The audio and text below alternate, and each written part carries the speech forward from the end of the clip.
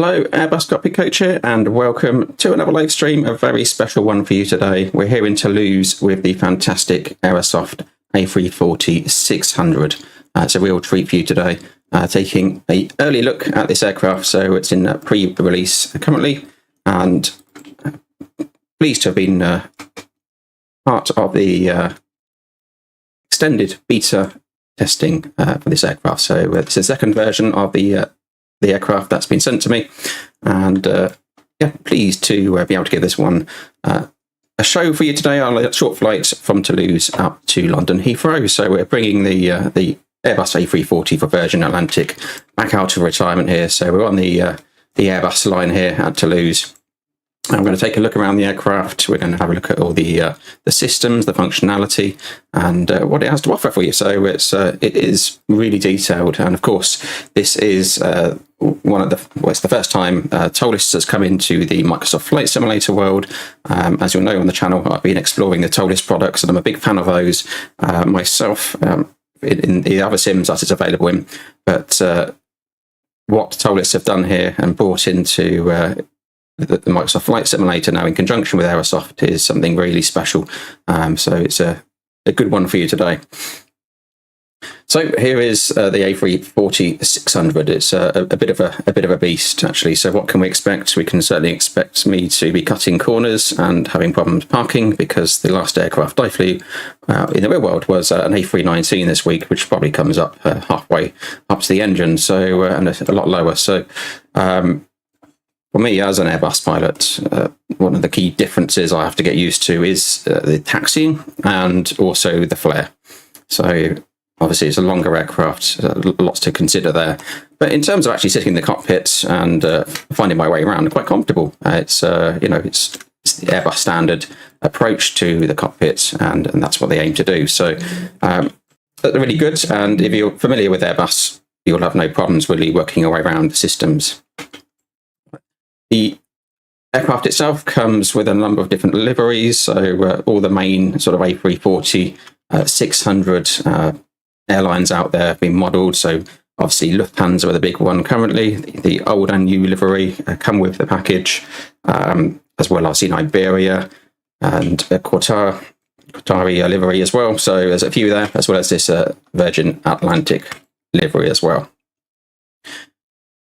No release date for this yet, but getting messages this morning from the team, and I've been told to say it's very, very soon. So it sounds pretty imminent. I think they're looking at how our streams perform this weekend.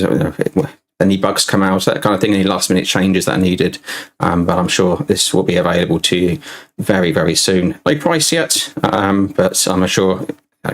Market rates, you know what these kind of sims cost, so that's what to expect out there at the moment. So no price yet. Aerosoft release their prices on release of the product. So yeah, it's a really well modelled aircraft. So Aerosoft have done the modelling, and ToLiss have done the graphic side of it. Aerosoft has done, and the engines and the flight model, the assistant side, if you like, under the bonnet pieces have been done by ToLiss, and they've been working on this for some time. So this has been a really long project running away in the background, and lots of work gone into this one. Right, let's take a jump into the cockpit. I am using chase plane as well, so down here, let me just put that there so I can show you around. Zoom back as well and show you the cockpit in its entirety, and you'll notice straight away one of the key features we've got here is the ToLiss familiar EFB, which is great and is advanced, and I'll come to it shortly, but I will say that this is the best EFB I've experienced in a desktop simulator so far. It's really powerful, it's really good. I mean, I'm obviously involved in training in the real world, but this EFB itself, getting familiar with an aircraft, the options it gives you for running through approaches is fantastic. Right, it's really powerful, and I believe a lot of the new features of this will also be coming to some of the other ToLiss models as well. So watch that space if you like ToLiss. Yeah, really nicely modelled cockpit. It's in terms of texturing. In fact, if I use my chase pane camera views, I can jump around some of the different displays. So it's not all clean and tidy. A bit of dust present on the displays. Glare shield, e-cams, McDo, of which we have 3 on this aircraft.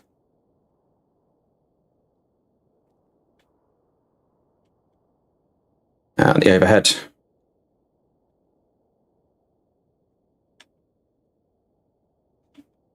So yeah, really nice aircraft, and I really enjoyed having a play with this and testing out behind the scenes. So yeah, it flies really well. Performance is really good, and as I said, I'm not an A340 pilot, so I'm a 320 series pilot, but you can apply some of that same logic to this aircraft, and it works, and it's what you'd expect with an Airbus. There's nothing there that's kind of jumped out and thought, oh, this is a bit strange. But let's jump in and take a look at the CFB now as well, shall we, while we're here. So for those of you familiar with ToLiss, you usually get one menu line at the top. This one has 2, so it's been split into 2 halves. So at the bottom is everything sim specific, and at the top is everything you'd normally guess within the real world in terms of flight plans, weight and balance, performance and checklists, etc. So that's the logic behind it, split into 2 pieces. And obviously then, fantastic, we have Navigraph now linked in, so we can search for airports. So we can put in Lima Foxtrot Bravo Oscar for today. You'll see we've got our charts, approaches and things as well. I'll come to the rear of the aircraft and the cabin shortly. Don't worry. Sim brief. Let's get our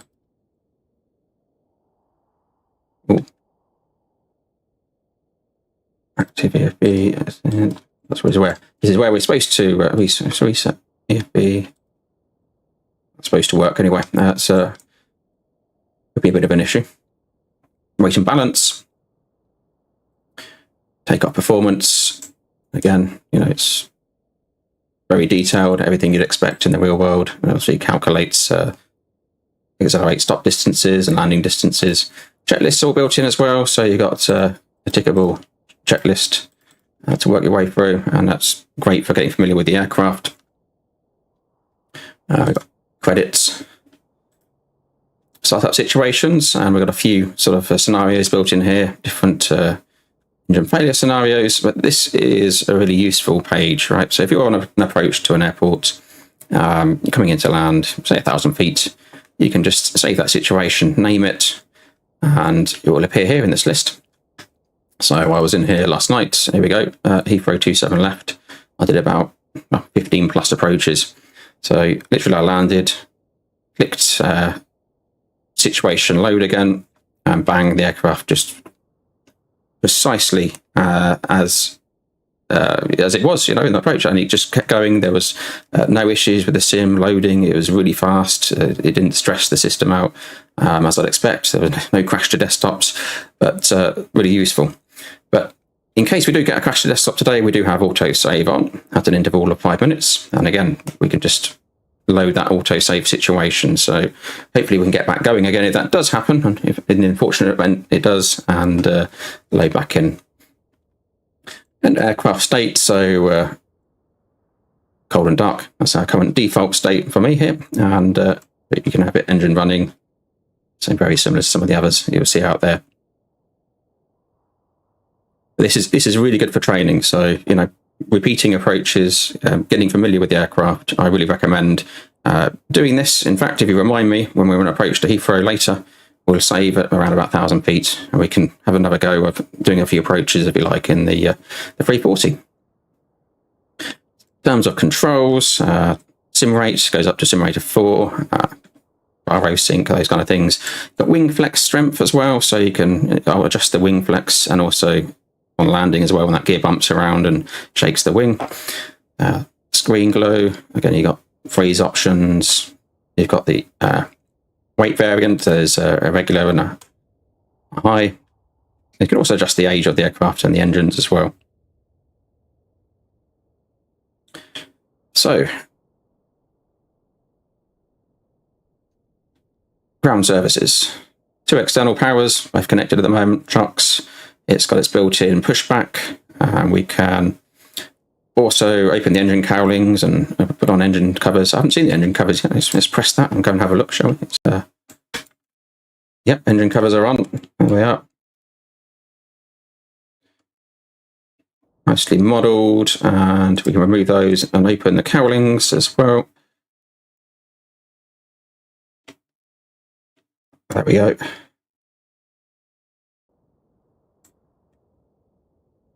Remember to close those. I want those closed for departure. And also you've got your door controls here as well. If you've got a quick de-icing option, which I've read into, sort of gives you, if you're at the runway, you're experiencing icing, for example, you can, in the holding queue for takeoff, you can basically apply that. It will de-ice the aircraft and give you 30 minutes of holding time. Fault scenarios. Okay, there's loads, right? So all the different options here, engines, fire, failures, you name it. And when those occur, you know, the list's endless, right? So if it's loads there to play with if you want to get into failures. Well, we'll try not to, let's go back into that. Try not to break anything today, though. I was hoping for a smooth flight. Let's delete that. No failures, please, today. Still finding my way around a little bit. So, but yeah, you can obviously apply random faults and so forth. But it's great. I will explore this in a bit more depth and run through some failure scenarios as well on future videos. So do watch that space. Sounds and replays, and again, all controllable on the fly. You know, just come in here, move the sliders around and to what you're comfortable with. So I've got the engine volumes up and master volume up at the moment. I've turned 3D sound fading off, and that is basically affecting, you know, we're further away from the engines, it will fade that sound out. I've turned that off so you can hear them a bit, right? So, and the flaps, and we've also got things like cabin ambience and those kind of things as well. Replay mode, really good. So at any point, you can literally press replay mode, rewind, and it will go back and you know, press play and off you go. So you can instantly look at your landing, basically. So we'll have a play with that as well. And we get to London Heathrow and land successfully.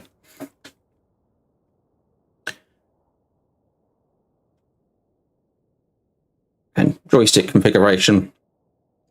There's a few bits I clicked on here, so yeah, a bit of a dead band.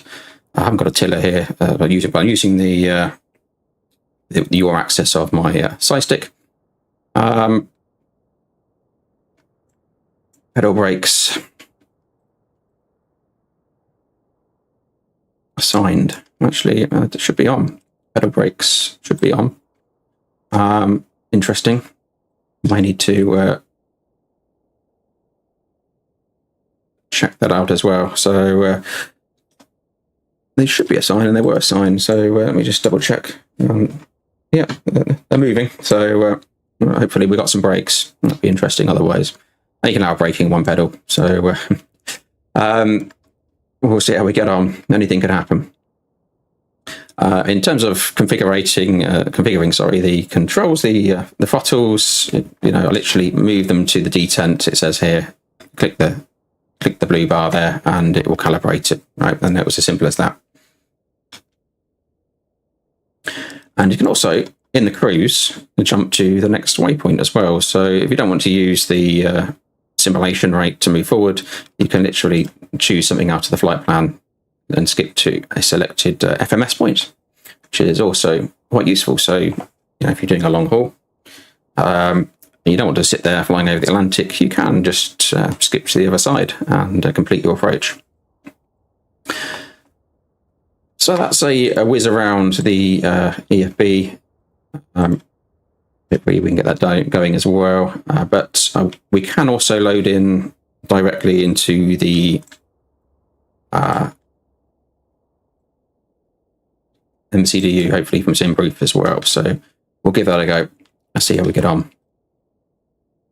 Right, I suppose you want to have a look around the cabin as well. So let's me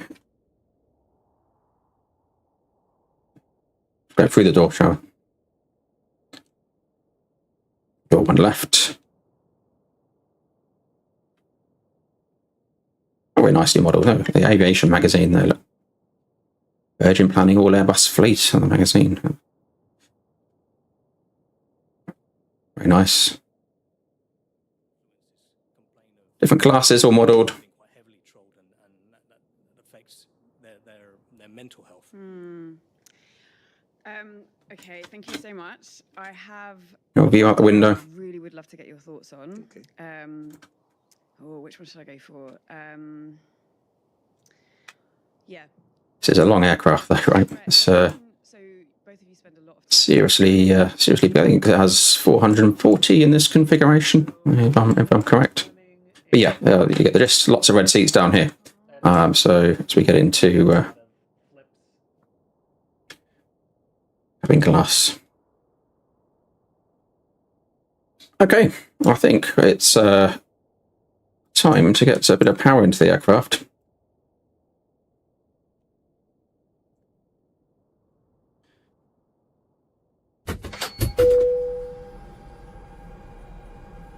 Battery voltage is above 25.5.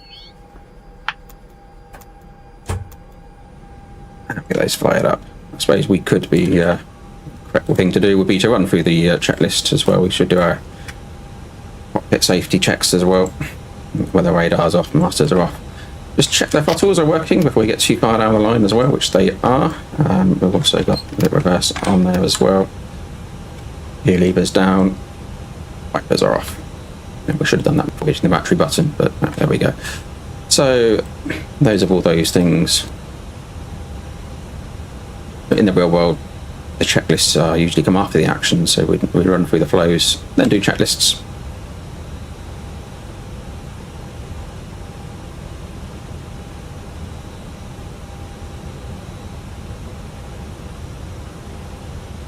So if we can do the APU fire test.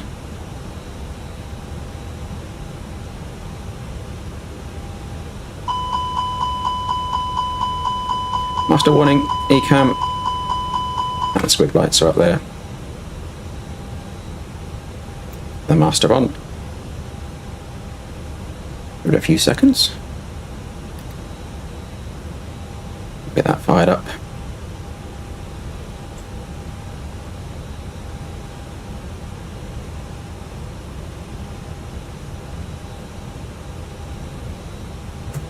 Cockpit lights as required as well. It's nice and bright in here at the moment, so watch to do that. This is available for 2024 and 2020, so Microsoft likes them 2020, so it's both of them, I believe, it's coming out for.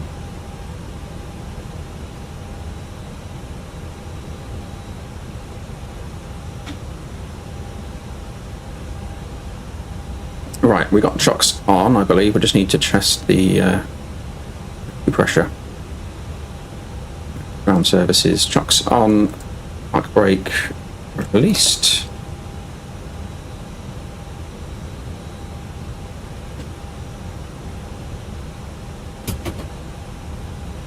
Okay.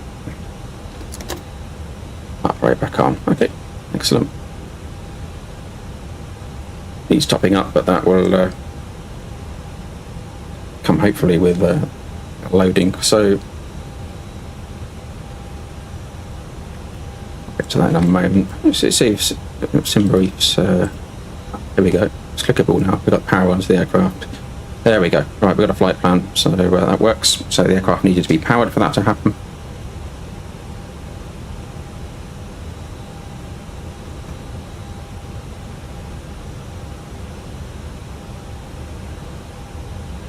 So we're going to be version 1 today. We can change the brightness on this as well, so you can have the papery look or dark. I actually prefer the dark look. I'm just used to to reading that, to be honest. But yeah, we're going to be Virgin 1 heavy, being the size that we are today, and the 600 A340. Zero fuel weight of 217.5 tons. Takeoff weight of 237. Underload of 27.5 tons for the trip. Alternate today is going to be Manchester. We're going to be cruising at 340. It's minus 60 up there, and we've got a tailwind component of 35 knots to help us along our way. This is, you just click the screen and you can slide up and down. Got our routing, so departing 14 right here, and expecting on the Laku 7 hotel and the Roxog 1 hotel into Heathrow, landing 9 left at the moment with the current winds, so we're on live weather. Expecting burn there just shy of 21 tons pretty much for this trip. I mean, compared to what I do burn in the real world, that's a lot, right? So the cost of running these things, I compare it to the 320 fleet. Cost index of 15. So that's the flight plan. I'll get to importing it in a moment, but that's very simple in the MCDU. So let's just carry on with our checklists.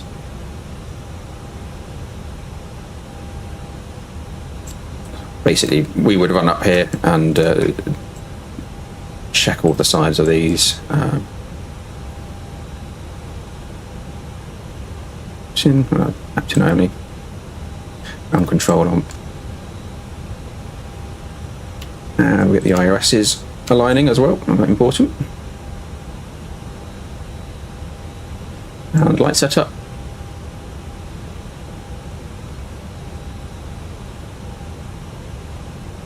No smoking. Come into auto, out the emergency exits.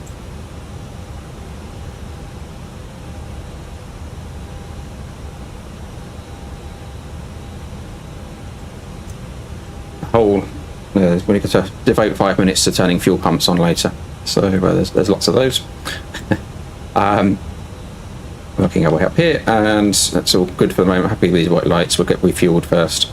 We deal with that, and all the engine tests for fire can be done at once on the one switch. So master warning, upper cam, pistol lights, all checked out. Toilet is it occupied? It says occupied. The lights, again, all looking sensible.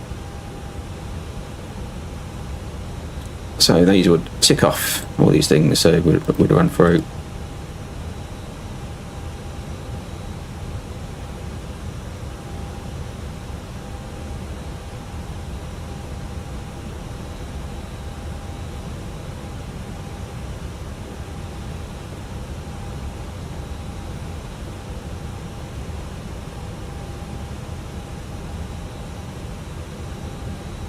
Okay, prepare the FMS. Should have tested the voice recorder as well, but I missed that one.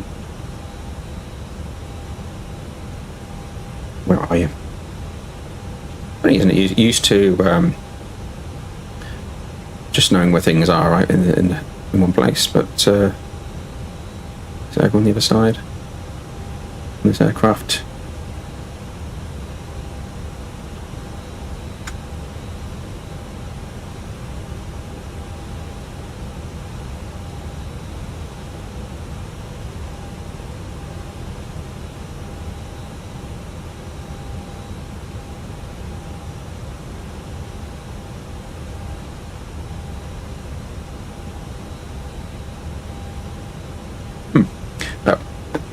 Can't find it. It's not where I'd normally expect it to see it as a 320 pilot, but so I'm missing it there. But okay, let's do the FMSE bit. Let me click on my McDo view. Right, so it's a simple case of init request really to pull everything in from SimBrief. Very similar to ACAR's uplink in the real world as well, and you can do that in any of these. The birds McDo, which is back here, so you can only have two MCDUs linked to the FMGS at any time. So this one will be for data and communication. Unless one of the others fail, then this becomes active. And that does work. So if you were to dim this right down, it will eventually turn itself off if you click here, and this display functionality should be over on that rear MCDU. So that's all modelled. It's a really deep modelling that we got here today. So init request, let's pull in. So we've got flight plan data link in progress. Give that a second. It should populate everything we need from SimBrief. So that's looking correct. Lima Fox Bravo Oscar to Echo Golf Lima Lima alternate Echo Golf Charlie Charlie Virgin 1, 320 passengers, cost index 15340, and temperature 14 plus 15 ground temp. Sorry, I haven't been looking at chat much. I've been concentrating. Do apologise.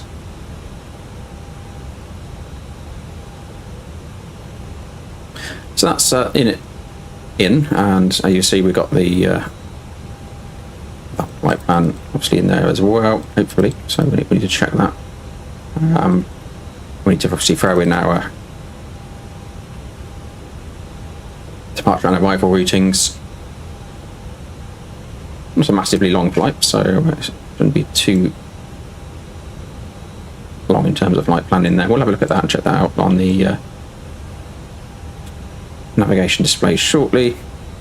Now, fuel-wise, let's just see that that's gone in to 2980. That's loaded at the same time as well. So that's an option in the EFB, right, to use the SimBrief fuel and chuck that in straight away. So I'm just showing you that functionality. Obviously, there's different ways. There's progressive loading and those kind of things which you can use to load the aircraft. But in its simple form today, that's how we can get set up and match everything in our flight plan.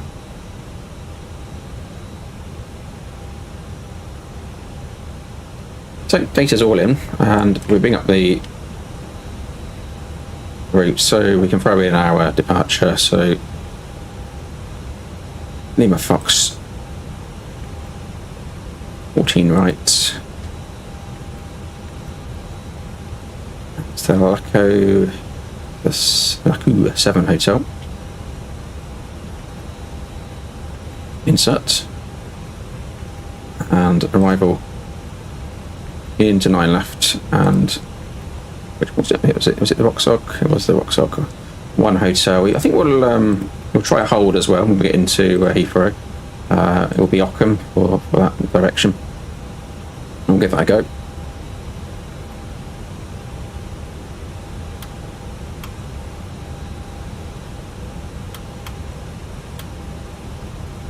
Place and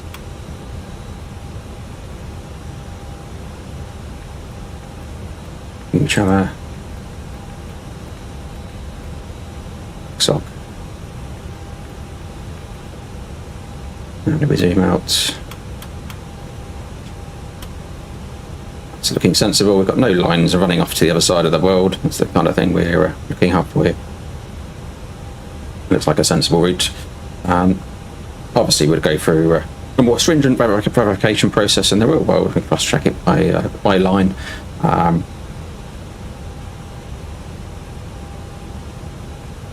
But I'm sure that will send you to sleep, so I'll skip that bit. So, performance. Now we can uplink performance, so which is a good feature. Let's just go there. The takeoff performance. So 14 right has now been detected because we've got that in our MCDU. When we reset this, it should pull in current weather. So it's a light wind today, 1091. Just check. We got light weather on. Let's just double check. Oh no, it's not on. There we go. I wonder, that did look a bit too nice and a bit too standard. There we go. Right. Reset to current conditions. Simple as that though. It can be reset. So 157 at 3. Temperature 18, 1019. And we can compute that.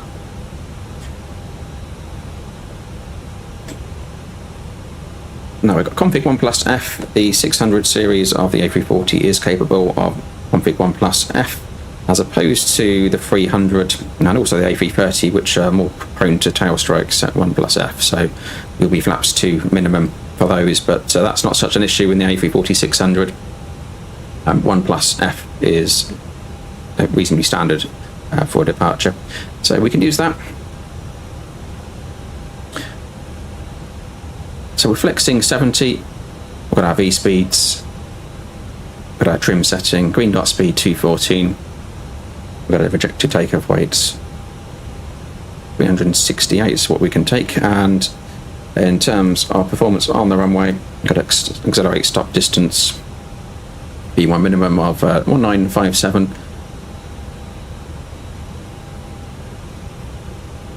plenty of stop margin. So, in terms of putting that into here, we do takeoff data request. See what we get. So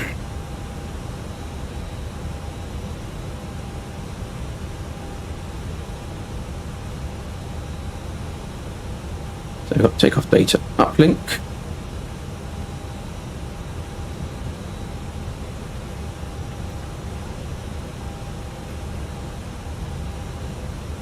We've got different pages here, so you can notice we've got 1 to 4.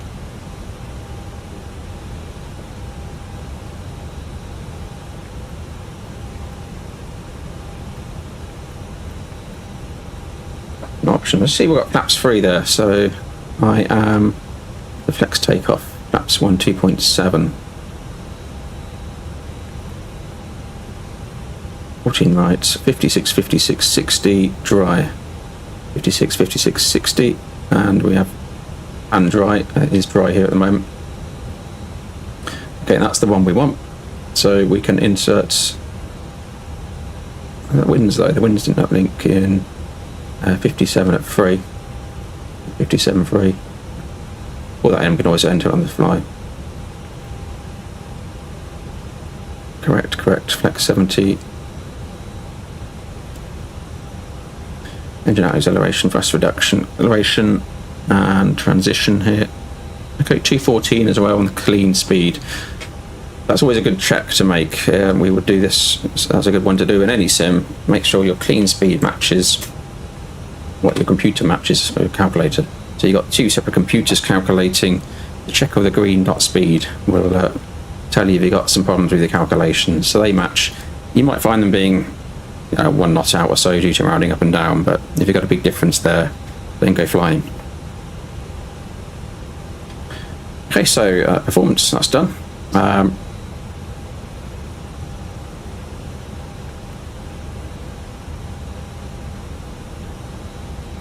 Extra time, negative. Now you see reasonably standard pages. The only difference you may notice here, we have jet GW, that's jettison for ground weight, so you can put a particular ground weight in here for jettisoning fuel if you have an issue, you need to get back down in a hurry. So you put your target ground weights into this field, and you would then arm and activate the jettison on the overhead panel, and it will reduce the weights down to that value by dumping fuel, and no more than that. So nice little feature.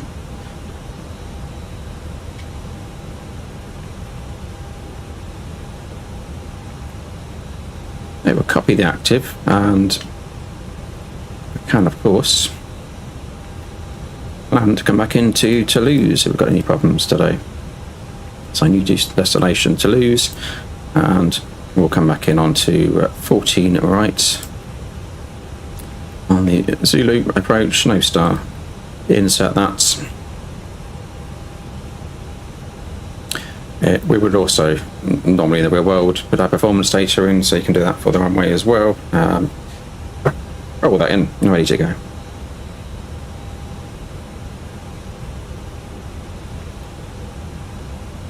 Always handy though to have a runway track and those kind of things in your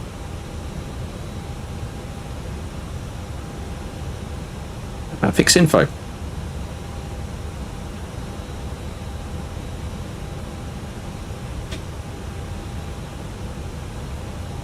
Taxi, airports. Which one's going to? These going to have the information I want. Airport info, most likely. So 141 is our back out. We're down here, by the way. We're about somewhere about there in front of that hangar. We're down there in the Airbus final assembly area. So our taxi is going to be up here all the way to the end, departing that way. So 141, let's get back to RFB. I'm distracted.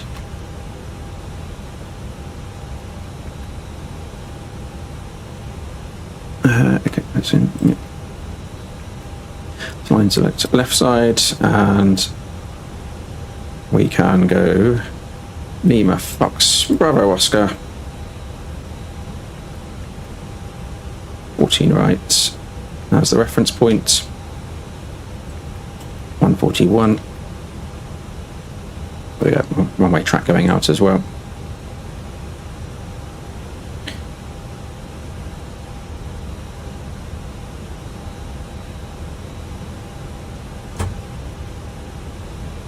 Obviously, we can put marks in for terrain, MSA, those kind of things.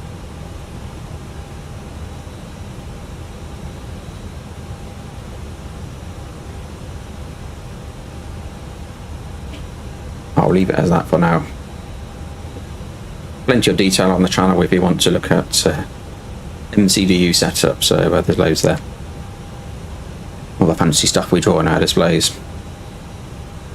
But you know, in this aircraft, it has it all. The functionality is deep within this aircraft, and that's what we expect from a ToLiss, right? So the ToLiss level of product detail is there, which is great to see.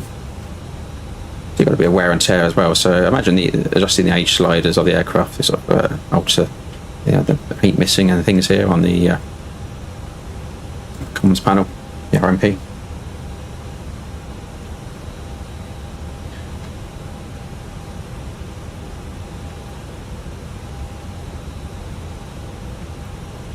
For RadNav, I don't need anything in there hard tuned in the RadNav for departure. Let's have a look.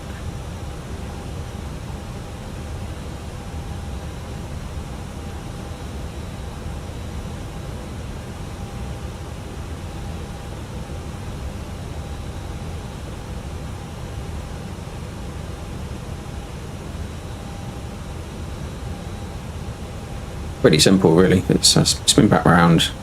Toulouse is the obvious one. It's in.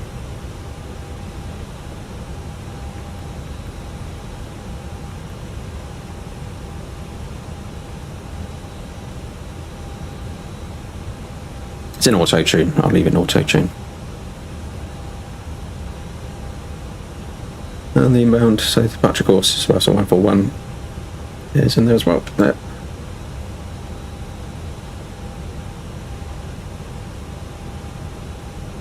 But yeah, you can do everything with a MCDU, so it's all there.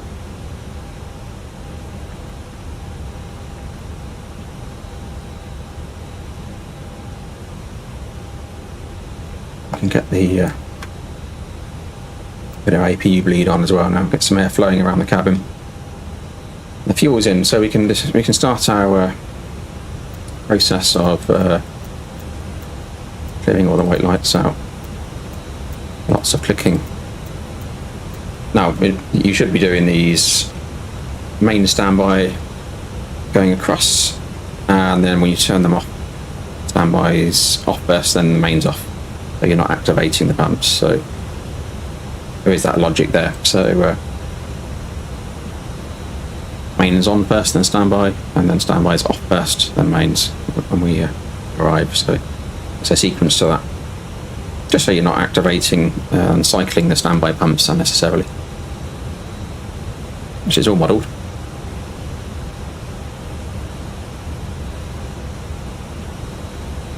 Right, we're pretty much there on MS setup. So Barrow ref, where we were 1019. I had them linked in the FB just for ease. 109 checked 3 times. $520 feet. Wanted to be particular.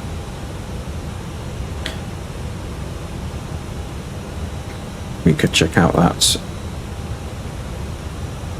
499 feet, so it's 500-foot aircraft. We're not on the reference point, so that makes sense.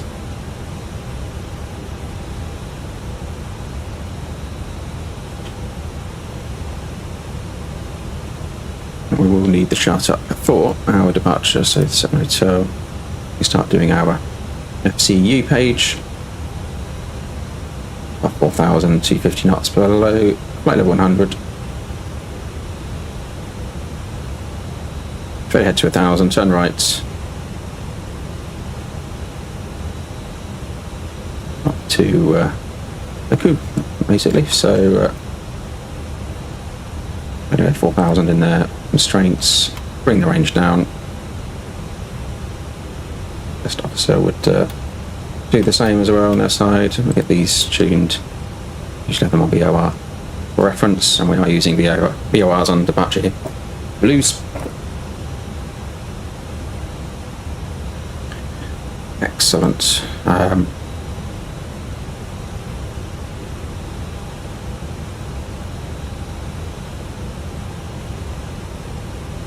Not sure on the 330 Neo. Yeah, I haven't heard about that, but I'm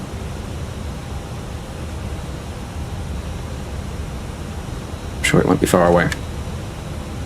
We're working on a lot of things. There's lots to do, but I think the focus is on getting this one out the door and having a good launch of this product, and seeing the great stuff ToLiss can do to assimilate, right? So the questions have been asked whether ToLiss will work on the with Aerosoft on sorting out the 330. So and I think ToLiss are very keen to see how this partnership with Aerosoft develops and how they can help each other. So I'm sure there'll be more good things to come. Yeah, this is a really good cockpit. I do like this cockpit. It's very nicely modelled. Nice and airy. So yeah, there's that middle MCDU as well, and you can use this for oceanic clearances, all those things, pulling in your weather. We can put our METARs in if we want. Current weather, turn out of there, receive messages, so you've got all those by destination, so we can check here for Toulouse. 140 at 14, variable, all the 9s. 1019 checks 18 degrees, no SIG. We think the printer's model. I haven't seen any printing going on, pressing print, but I'm not too fussed about that myself. But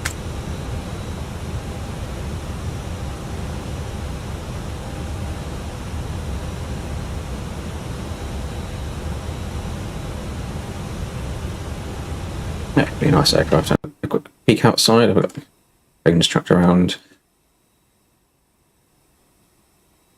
Up and loaded. I'm going to use GSX to push us back today. But again, we could use the EFB option as well. Probably safer if I'm not in control of the pushback, to be honest. We'll end up a bit too far back.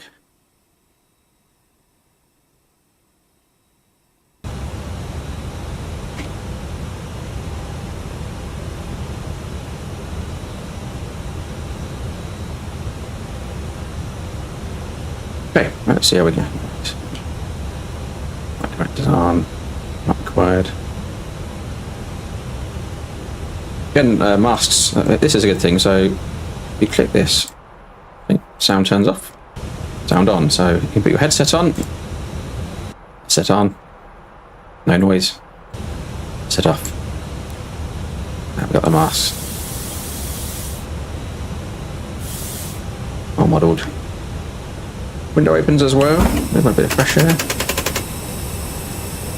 Yeah, the last gasp of the French environment before we got to a smoggy London Heathrow.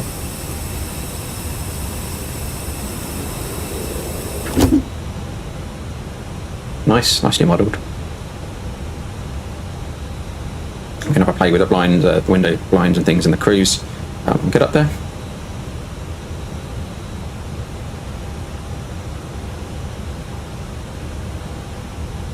I've got to say, this aircraft does work really well, right? So it's simple. It's easy to get flying in, but it's got the depth there if you want it as well. So you can make it easy or you can make it difficult depending on that level of immersion you want. So it's really good. But I've had good fun with it, playing around with the just throwing in different scenarios and bits and pieces.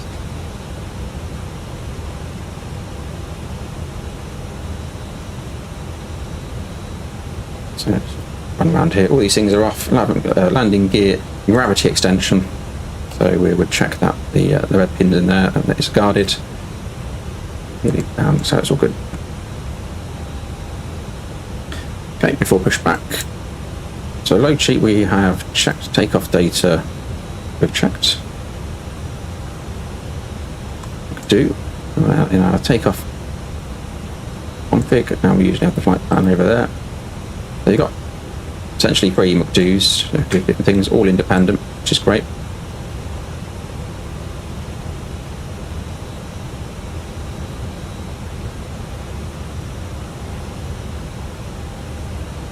Yeah, get that external power away.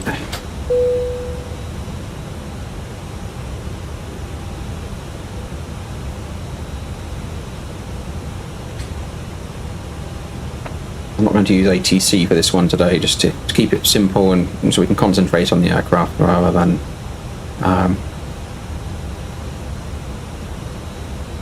other pilots and what's going on around us and air traffic control things. So it's really focus on the aircraft and the systems, this one, but I will come back and stream again and create more videos running through what we can do with this aircraft.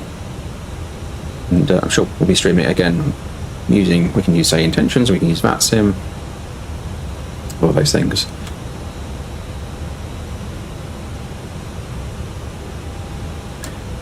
The windows and doors down to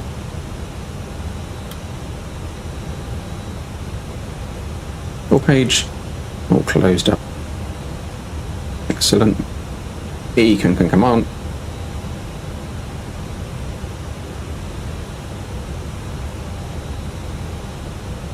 Plus levers idle. I've already done that. There's only that acupressure, so we have not charged up.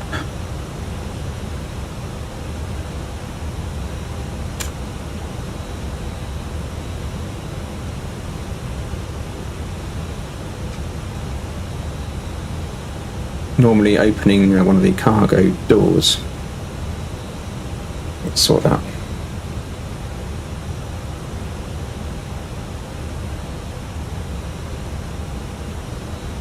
I'm applying 320 logic and seeing if my Y hydraulic pump, electric pump, is going to sort us out with some pressure. I'm not sure that's which system is it on the is it the one on? Be one of them, probably.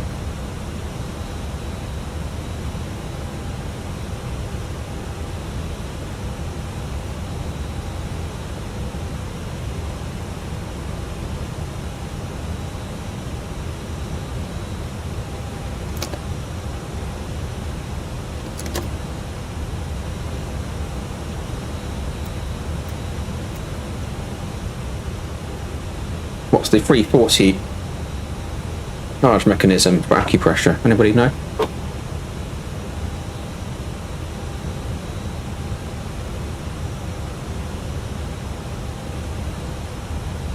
So we can actually heart brake is set, so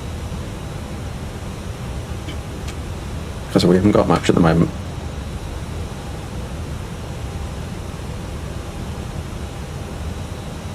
Right, where's my GSX? Let's come up here.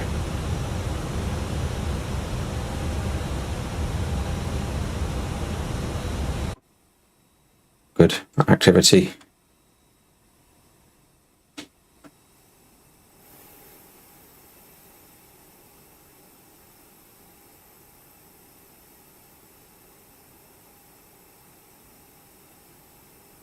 Yeah, it's a really good choice, George, partnership. I'm really happy that ToLiss have come into the Microsoft Flight Simulator world as well. It's good to see. Hello, Captain. We are ready for pushback.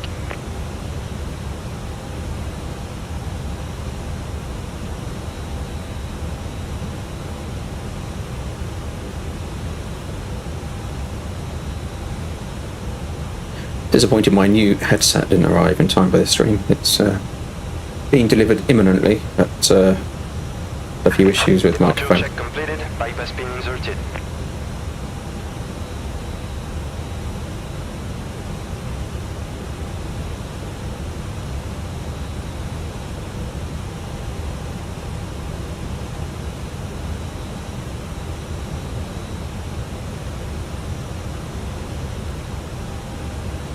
Okay, pushback and engine start next. Locking gear.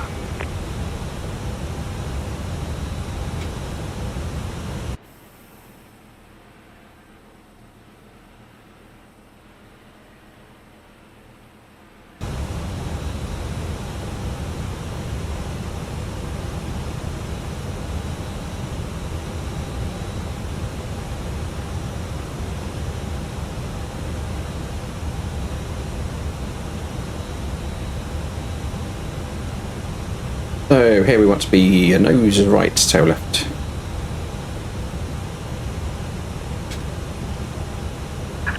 Release parking brakes. Parking brake is released. Commencing push. All engines clear. Start at will. Okay, we're cleared to start. Normally we'd wait to be clear of the ramp.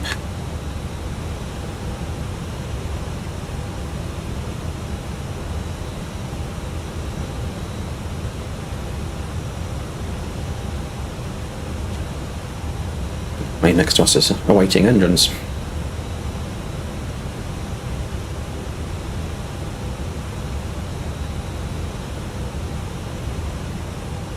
That's a good aircraft, the ToLiss Neo and X-Plane. Been enjoying that myself.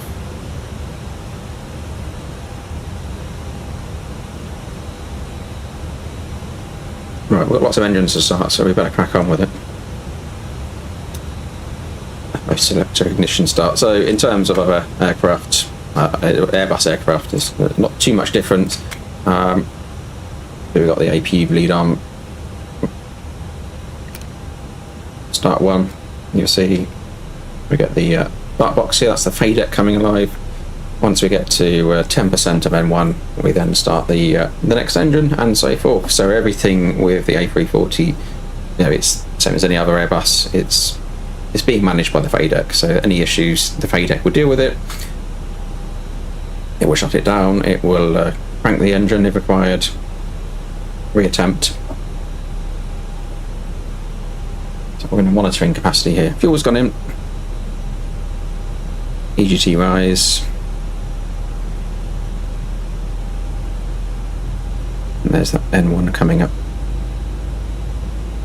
Yeah, 10%. Up 2.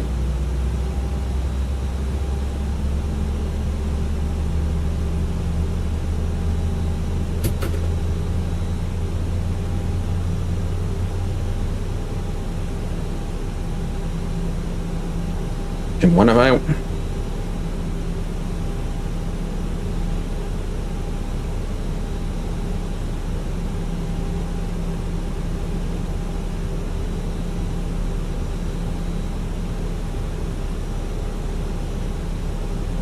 Blow.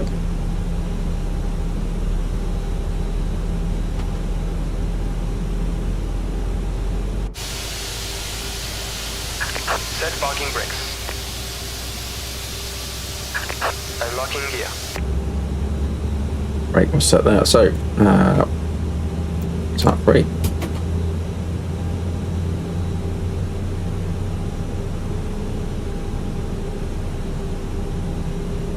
To avail.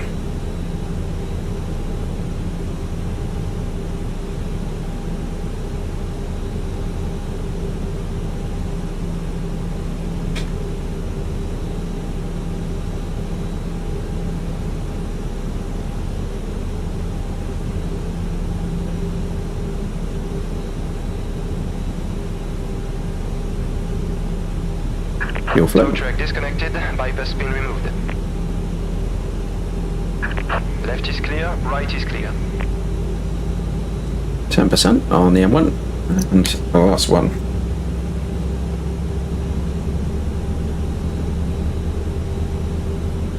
I'm normally halfway there by now.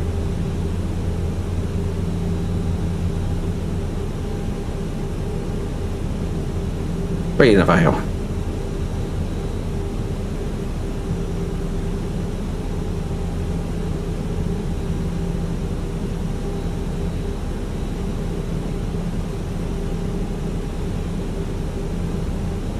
Fuel flow.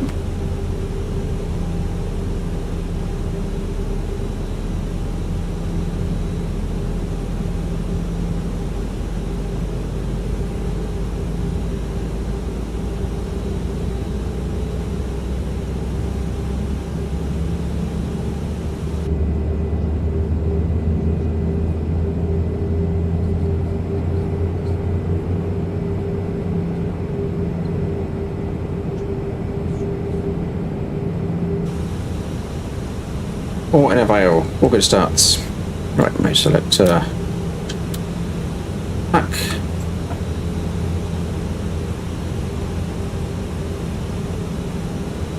Anti-ice says not required currently. Straight into auto.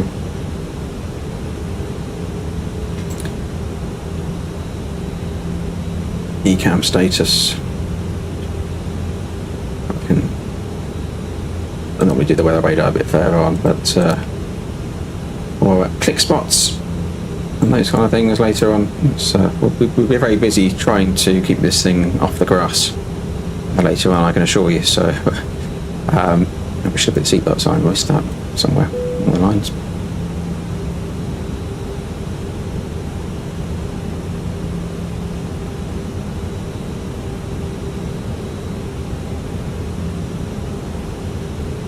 And pitch trim, we were 2.7 up. So, there. Light control, 2.7, yeah, up spot on. So, and we go flaps 1. Spoilers.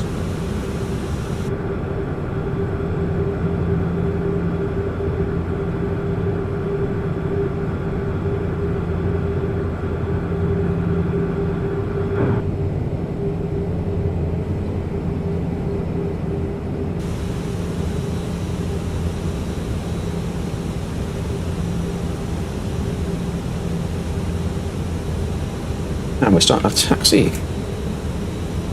And for this is an interesting thing. So your taxi camera comes up here. Put onto any display if you want. We can have it in the in different places. Now the taxi camera is helpful, but it will vary from airport to airport in terms of what you see. It looks like it's based on a sort of satellite photometry image in terms of what's been put onto the mapping here, but as a general guide, it is helpful. And some airports are better than others in terms of what you see. Some are really spot on, some of it's a bit blurry, but as a tool and a nice feature that's been modelled into this aircraft, I actually quite like it and find it helpful for taxiing this great big bird around. So it's there, it works. And it's useful.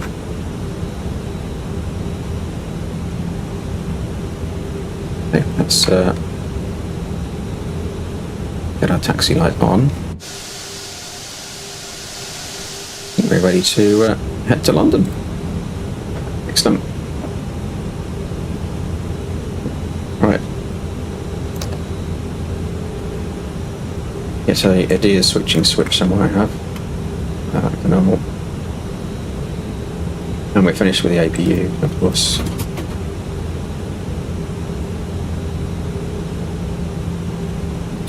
Do away with that. Right, off the brakes. Clear left side. Clear right side. Here we go. It's rolling by itself, just about.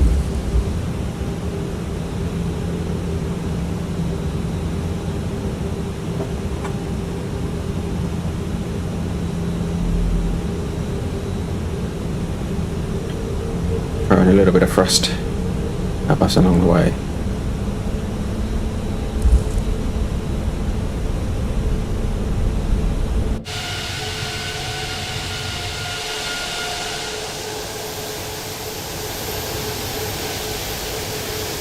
This is what I need to concentrate, right? So, but you have to oversteer, like,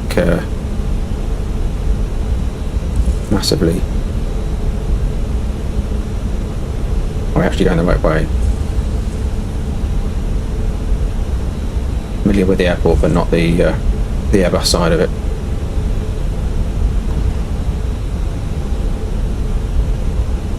I don't know if we can be clicking anybody's wings here or not. Right. Already doing 33 knots, so we're a bit naughty.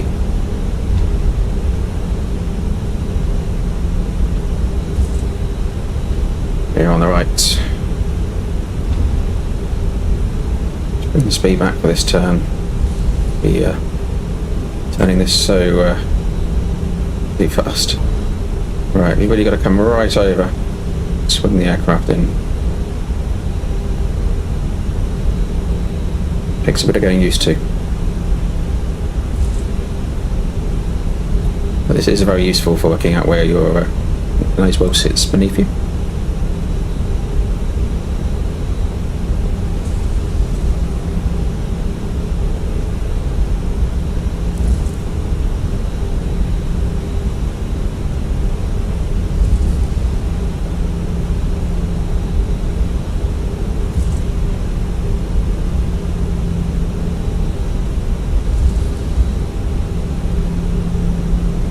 I've got our pressure in anyway, so we can do a quick tap of the brakes, which is 0, and we can go projected takeoff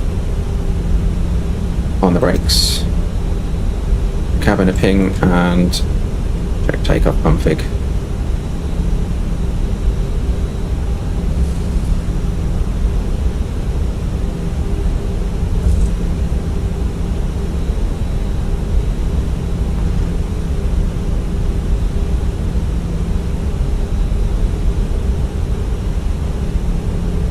Obviously we'd do a good briefing normally, but I'm not keeping this fully procedural. I'm sure I missed bits, not being a 340 pilot, but I just want to focus on the aircraft for the sake of this stream today. And certainly look forward to giving this a real test. Some different situations. And of course, we've got Across the Pond coming up next month, I believe. So, by the sounds of it, I'm sure you'll all be able to get your hands on it by then, I would have thought. I think this is reasonably imminent in terms of release. It's coming.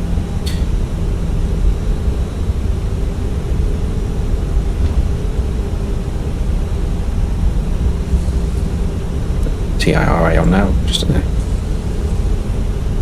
of view of anything on the approach.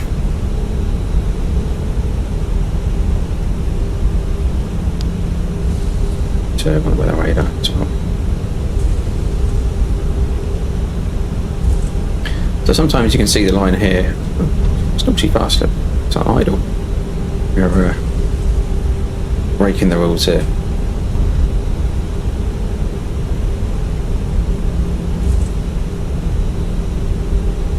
We'll go all the way to the end.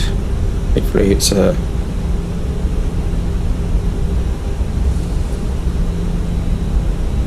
it's an intersection we can actually get a 340 round. Soon find out. We could do a bit of grass cutting.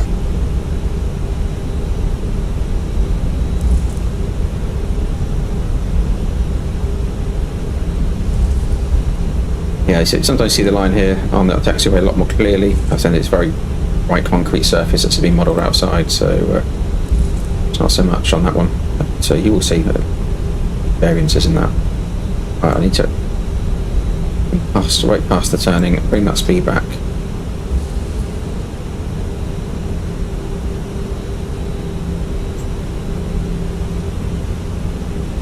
And then turn in.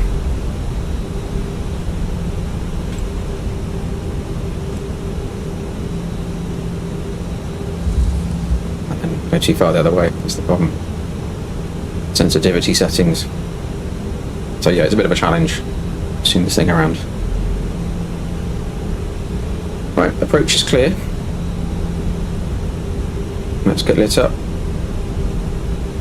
I do like one light switch for the landing lights.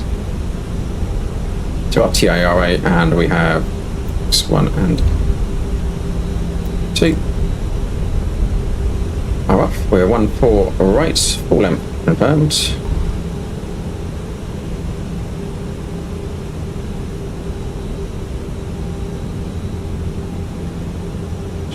Hard on the nose.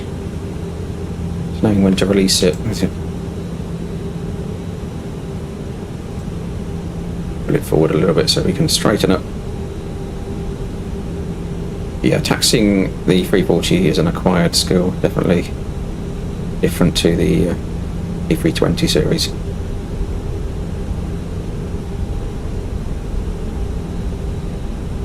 Okay, on the brakes.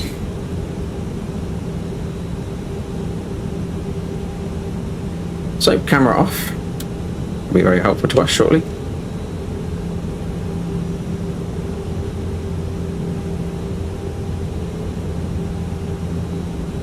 Right, hit down that like button for our first departure in the A340-600. Let's see if we can get this off the ground. So it's got auto V1 callouts, then we pull back, pitching to 10 degrees initially, letting the aircraft follow. It takes a little bit of time to get this the great big thing off the ground. Once it does, it climbs our way quite nicely. Quite good performance in the 600 series. Let's go. Take off.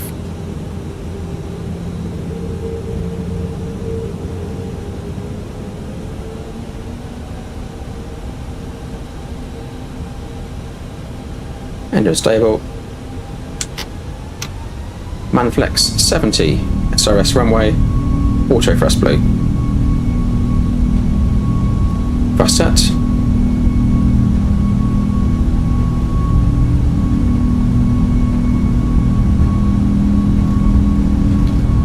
Knots.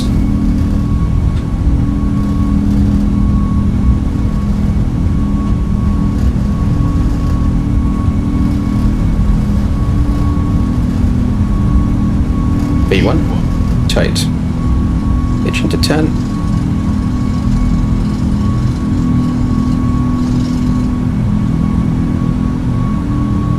To climb. Gear up. Onto the flight directors. AP1 in.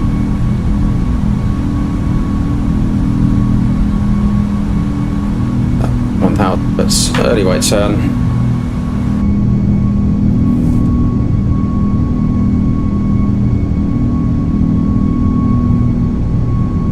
Nice.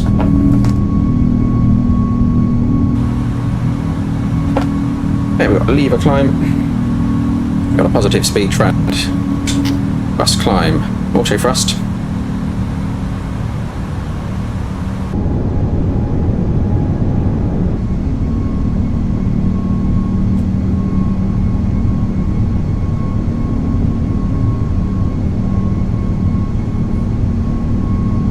Very nice, leaving Toulouse there behind us. So we're at speed checks, flaps 0.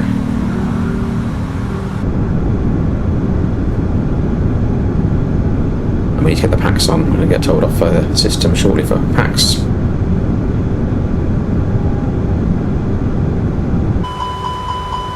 Oh, the overspeed there. Pack 1. There we go, there's our pack, master portion. So if we're outside watching the scenery too much, we should be in sorting out our systems. I'm already at level at 4,000, so we can give ourselves further climb. 340 the cruise.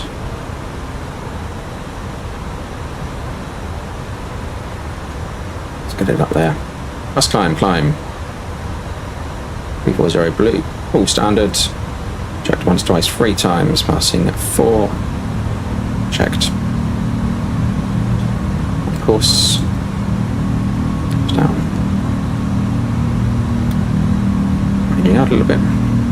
Weather on the radar. In terms of icing, plus 15 on the true air temperature at the moment, so no risk.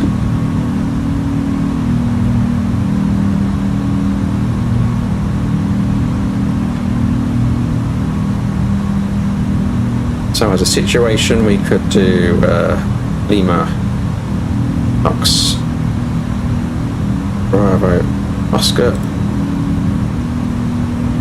Also go Papa for departure, and we can save the current situation.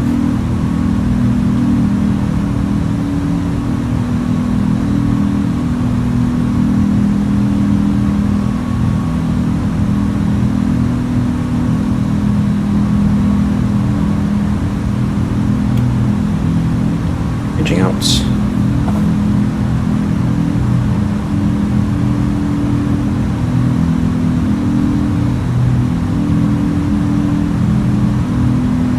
+7, so let's get engine anti-ice on.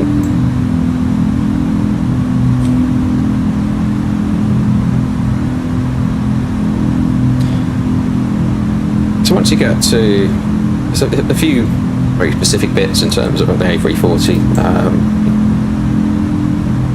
There's a bit of learning here for me as well to go and find out, but once you get in the air, it's really standard Airbusy stuff, right? So in terms of your checklists and bits and pieces. Let's go outside, have a listen.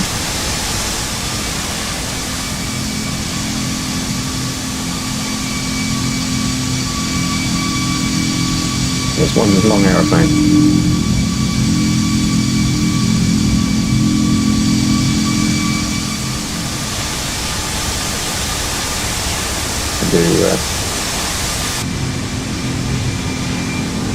Do views of our climate.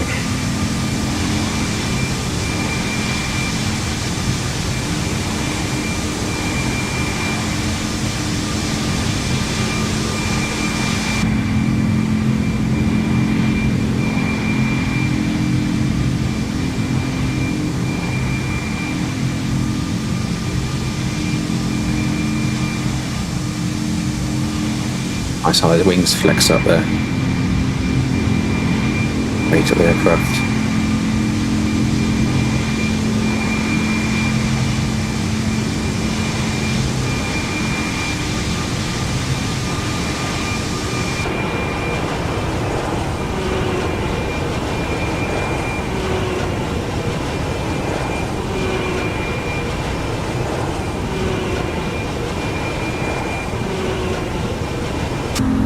Right, back into the cockpit.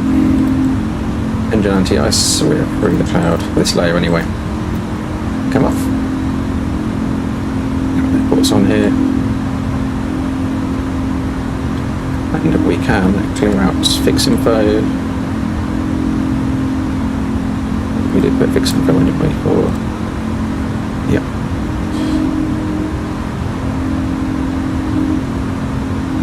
Didn't put anything in the rad nav, nothing hard tuned there. It's fine, so in terms of progress, keep an eye on Heathrow. 209 left now. 454 miles to go.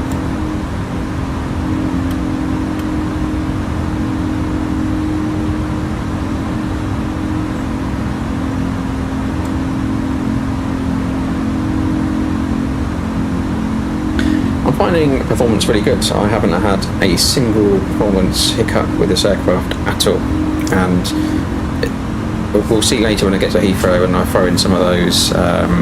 We'll save the approach, so do remind me to do that as we sort of get to 1,000 feet. So we'll save it. If not, we'll go back to what auto save. But you know, yesterday I was repeatedly going through 15 times land, bang, put the aircraft back in position, and it just coped with it, right? And it was perfect. Everything was set up with the approach, how it was. It just got on with it, and that's the kind of thing that I'd expect to crash normally, right? Those kind of quick jumps.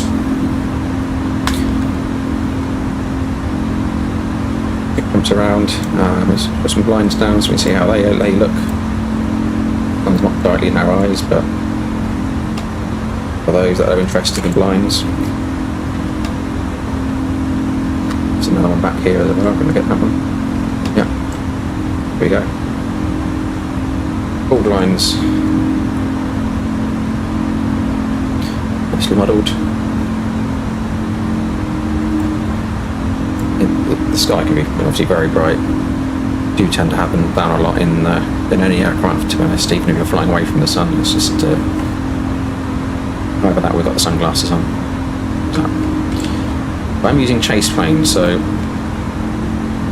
normally you can pop the screens out. I think chase plane stops that. I just find chase plane really simple for getting views sorted.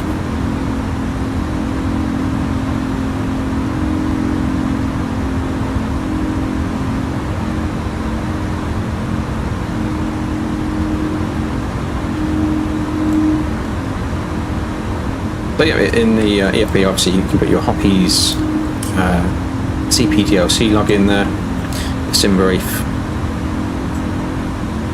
That allows you to pull in the METAR that we pulled in earlier.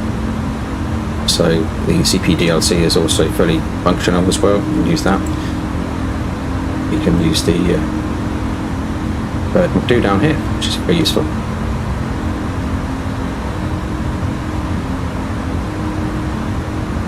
So when we turn this off, so we went all the way down, dim it right down, unit turns off. This should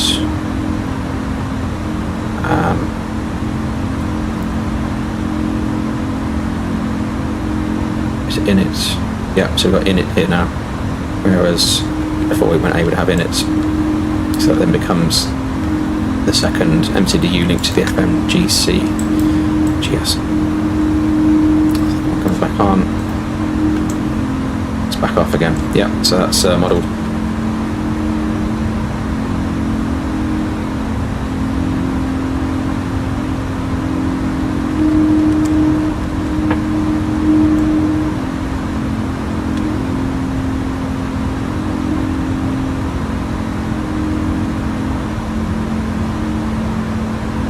So passing elevation 270 for 340 already. Pretty good climb performance.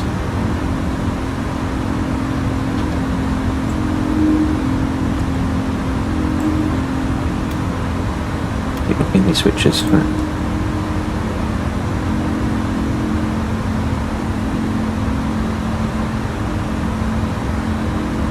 Quick check of our systems.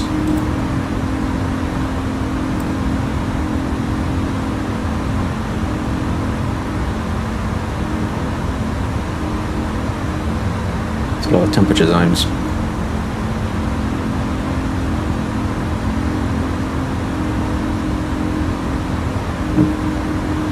Didn't cook the brakes taxiing.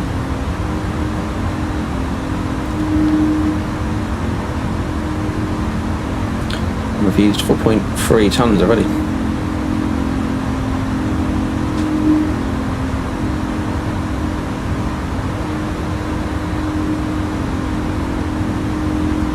It's a lot of fuel, and I'd only be expecting to burn that pretty much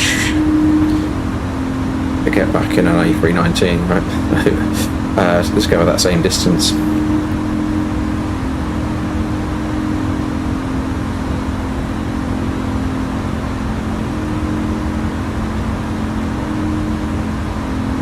There's no weather radar tilt in Microsoft Flight Simulator yet, so it's a little bit of a pancake view of weather. That's a limitation of Microsoft Flight Simulator though. We've got tray table, it's all important, tray table test. There we go. We have also on here a checklist. Full start, tough start.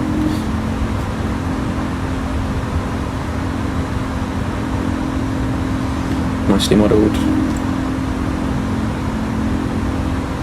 Just need to find the click spot to put it away again. There we go. It's more in the middle there. On the footrest as well, when you come down.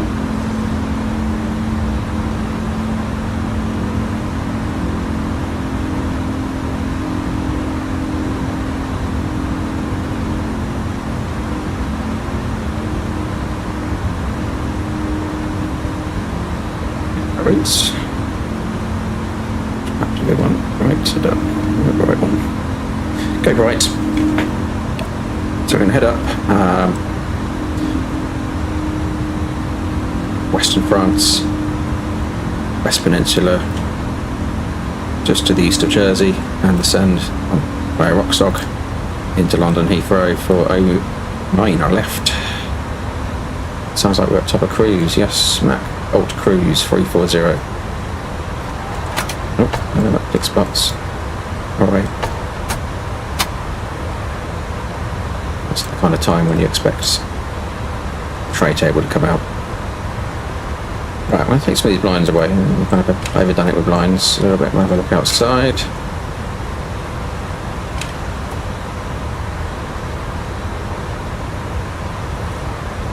Windows. They will work. That's the key thing.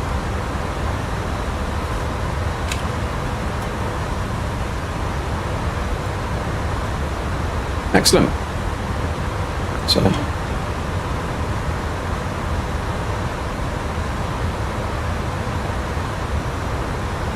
all working nicely. Just go back to that.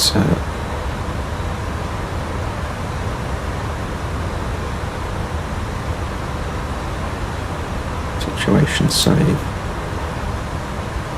Just wondering there though, just available situations. Just put one in there. It's not saving. Appearing, I'd expect it to appear there, and for the autosave to appear there as a situation. So if I wanted to go back, for example, we should have an available, as we did at the start, a load save, a load situation.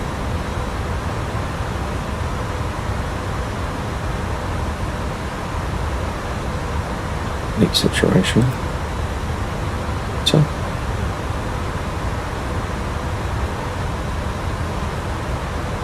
no situation load.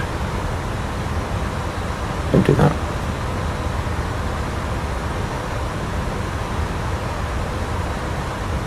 So that's a filter situation. I want to. That's what I'm doing. It's my bad. So I'm putting it in the wrong place, aren't I? Right. At least we didn't load something we shouldn't have done. So we just want to put top of climb, save situation. We need 4 characters in the middle. Interesting. Okay, let's try again.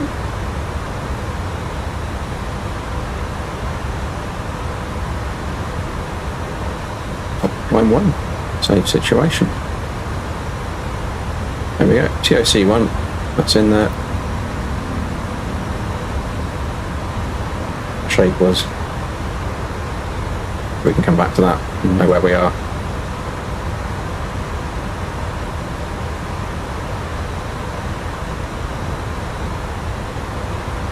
It's really good. So the replay worked really well when I last tested it as well. And that's a nice feature just to have on the slider in the sim. So all of the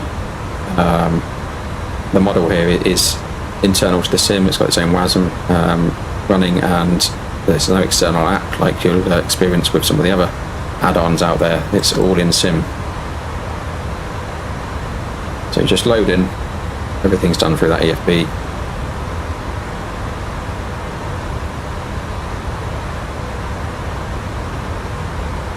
It's really well. It's a very powerful EFB, and I think a lot of this aircraft, it's what makes it really really enjoyable to use, and also really quick to train yourself on as well. So loading these scenarios and setting them up.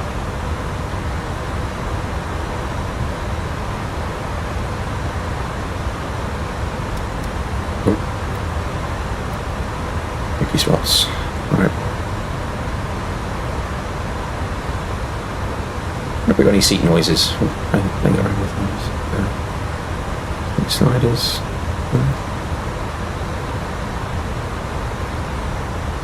Might be my camera view. The chase plane stops a few bits from happening, but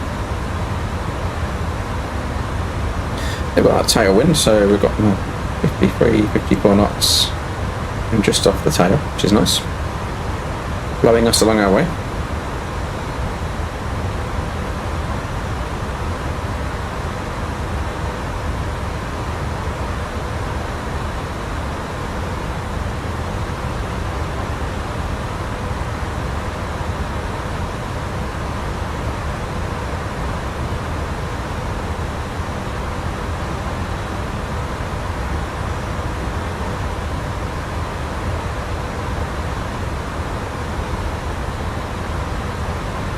all the functionalities there that you would expect.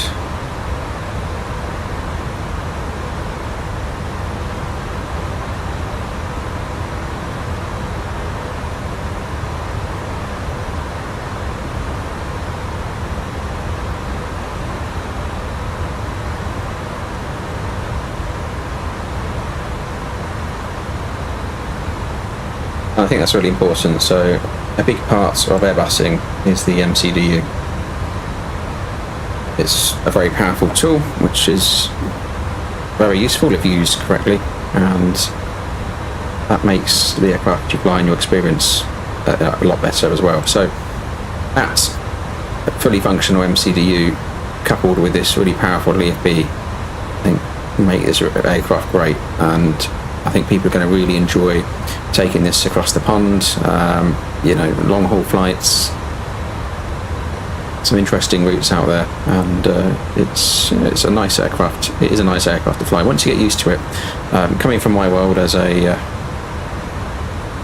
320 series pilot, this takes some getting used to on the approach, I have to say, in terms of trying not to bury it into the runway, but and the taxiing, as you noticed. So I won't get any certificates for my taxiing around this thing, but yeah, this I could quite happily take on a long haul, knowing I've got everything I need. If you get that crash to desktop on a really long flight, bang, you're back in. Oh, coffee's just appeared. See that? That wasn't there earlier. Coffee's just arrived. That's nice. We've got coffee served in the cruise. Excellent. Nice feature. There was a ID badge here earlier. So yeah, little things that have been thrown in there. Do like that. Quite right though. We do love our coffee. Pilots. But yeah, I have a bit more peace of mind just knowing we've got this auto save function, right? That's quite a big thing, and it works well. So for me, I don't stream a lot, but I plan to stream more, so I just invested some money in some new streaming kit as well, so to make your experience a little bit better. And we'll dive into some of those other ToLiss aircraft as well, because they're really fantastic.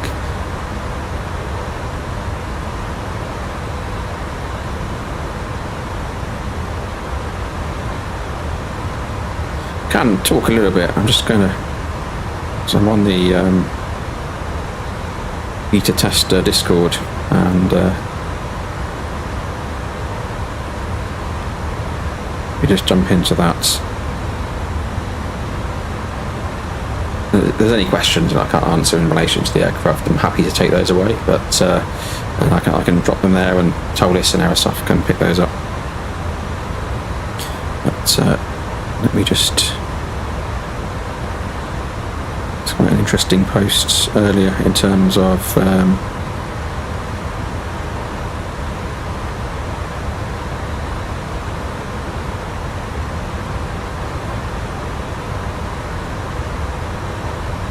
the relationship between ToLiss and Aerosoft developed.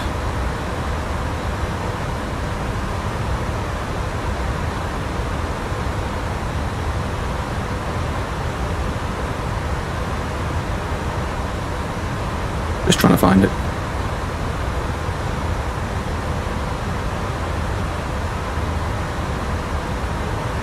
I've got a sim brief profile as well for this, so that was shared with me in advance of today's stream as well. So this is using a 340-600 Aerosoft sim brief profile.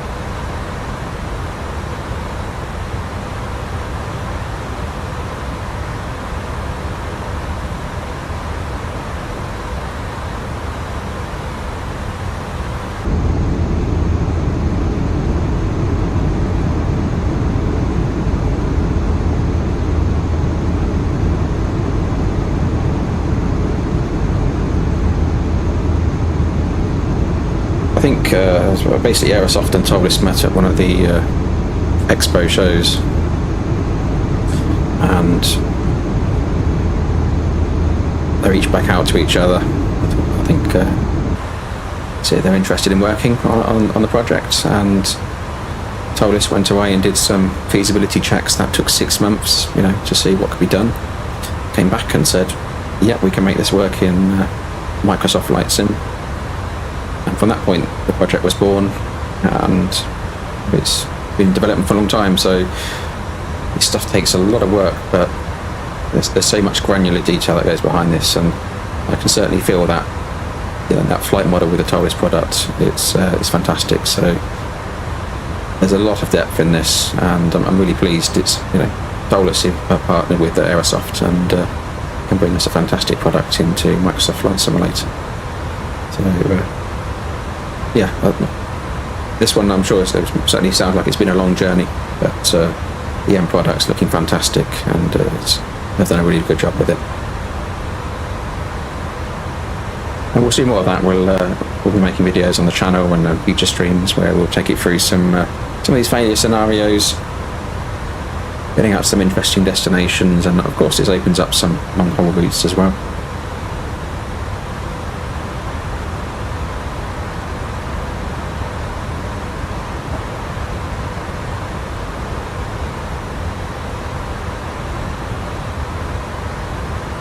I've just filled my hangar with ToLiss aircraft this week, so I've got the entire 321 package, CEO all the way up to Neo XLR, long range, as well as the A320 Neo over an X-plane. But they're working through those and testing those out as well. But yeah, this is I'm actually really pleasantly surprised about how this experience has felt in Microsoft Flight Simulator. So when I was practicing those approaches yesterday at Heathrow, you know, just reloading. The rudder did feel really nice as well. It's not an aircraft I'm used to, but I had a good experience right landing. It felt good. And it is a completely standalone flight model as well, so it's not using Microsoft Flight Simulator. So I'm told that if you were to increase the sim rate, so if you did this in Microsoft Flight Simulator with other models, the aircraft would reach turn, it would start flying off track, start to have problems basically, and start jumping all over the place. Because it's got its own flight model, this stays on rails, it copes with it really well. It's limited to 4 times sim rate, but it will do the job. And it sticks to it, does it? So sim rate increase works really well. Let's just see if that's... where can we jump? Where's that gone? Jump to waypoint.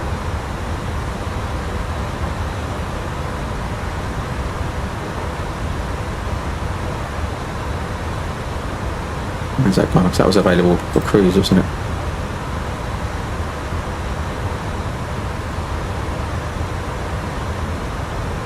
Ah, okay, joystick actions. Jump to next waypoint. All the waypoints now.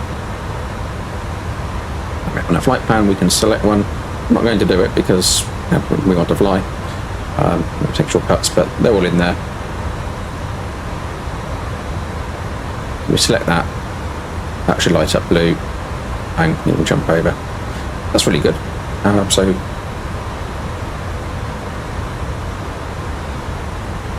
give that a go.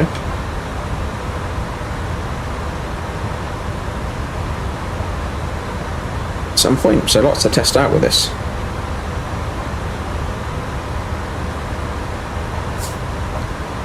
Now I suppose we should get the latest weather for Heathrow and the alternate.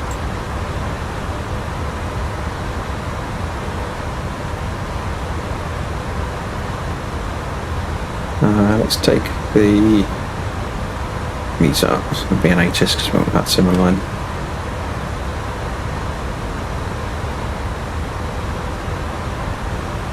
We've got Lima.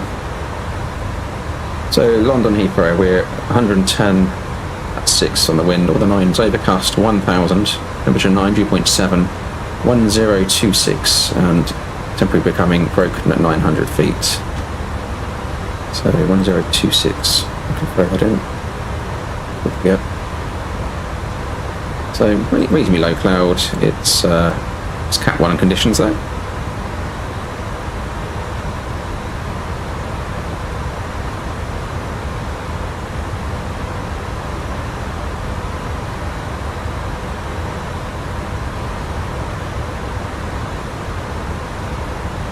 While I remember, I'm going to throw the hold in for Ockham into flight plan. We are going to Ockham, aren't we? We'll be in there on the Rockstock. Shakes him.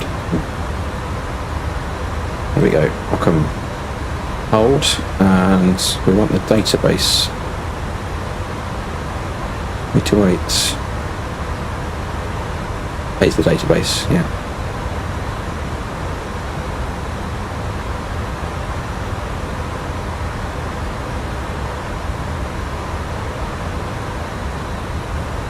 We'll check that. Change our reports.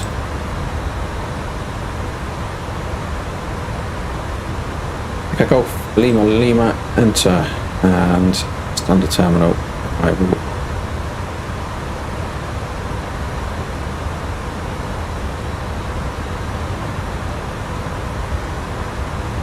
Rockstock 1 hotel. 327. It's always, why is everything in Microsoft Flight Simulator 1 degree off? So a one-way track is 1 degree off. Hold is 1 degree off. I've never known the answer to that question, but if anyone does, please tell me, because please drop me in chat. It's always 1 degree off. I accept it, it's only 1 degree, but I just don't know why things are always 1 degree off. It's a Microsoft Flight Sim thing, not the aircraft we're flying. It's inbound 327 it's in. So we've got the hold in. We'll see how well this aircraft does in the hold. And when we get there. Currently 1640 UTC. So we're about half an hour out. No, 1640. An hour out. An hour. 50 minutes.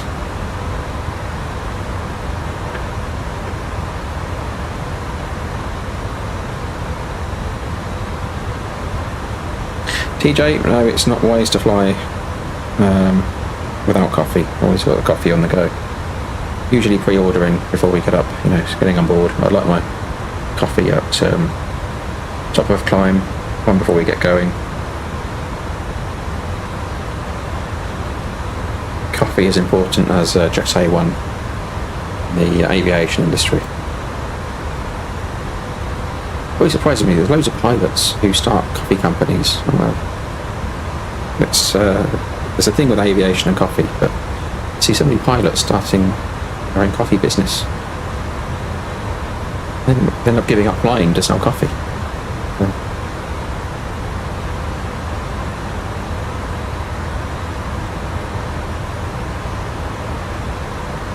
Very nice.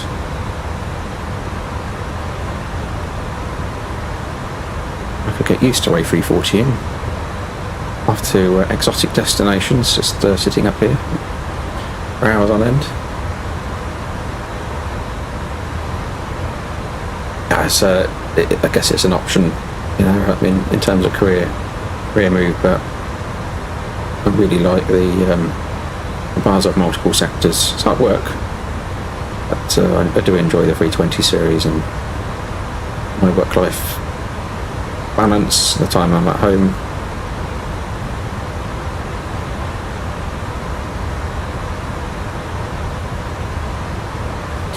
I'm just going back, having a look at chat.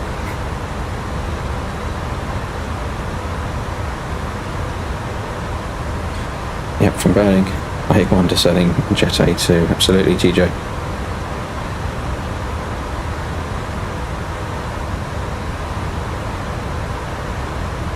So what's your first impressions?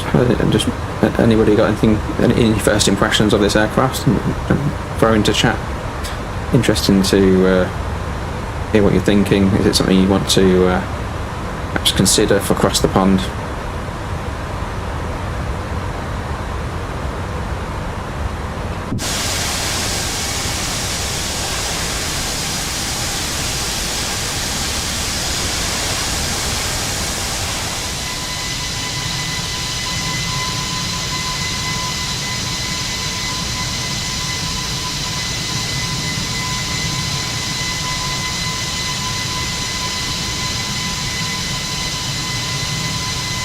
Taking up. Born February 2006. Is that what it was? Okay, 20 years.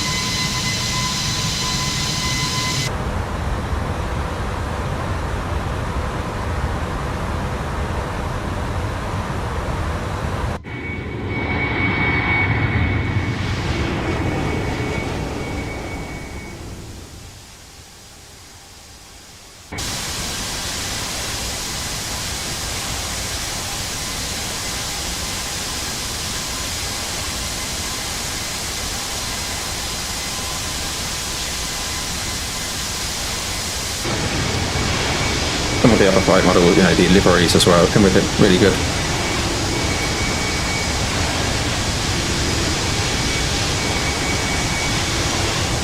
I can certainly see the Lufthansa being particularly popular.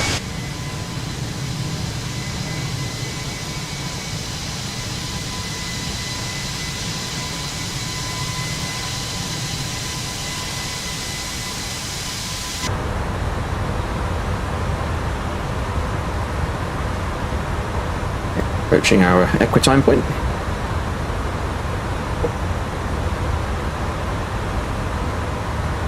Nonce, alright.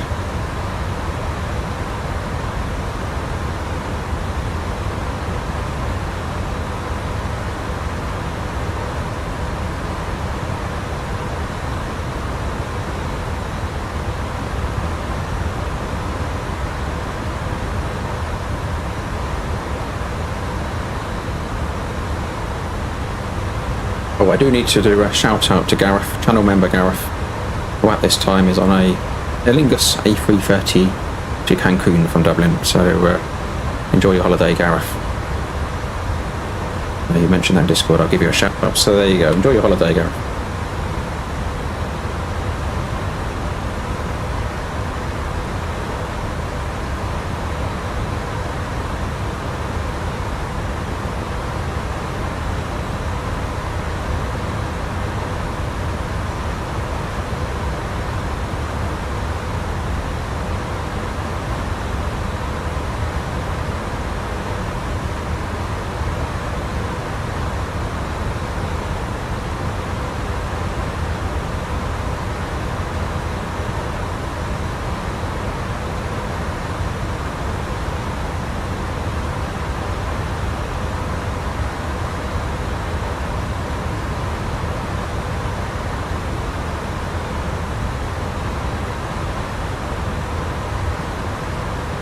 London, yes, it's pretty, yeah, it sounds good. We're a long way from the engines are up here in this cockpit, so in terms, I have got 3D sound off, so it's almost boosting the sound, if you like. But yeah, it does seem accurate, and so obviously I've never flown a 340 for real, but I can compare it to Airbus logic, and everything works as I expect from an Airbus point of view.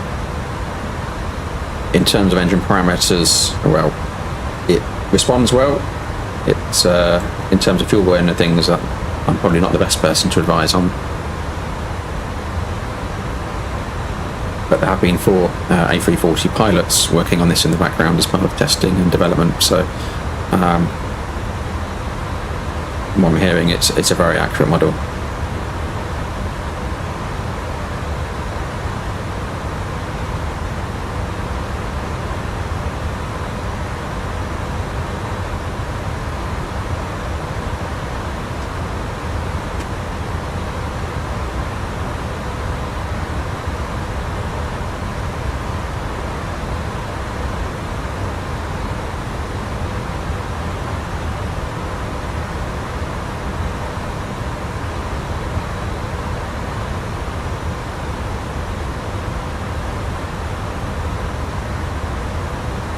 Certainly looking forward to this level of EFB coming to the other ToLiss models as well.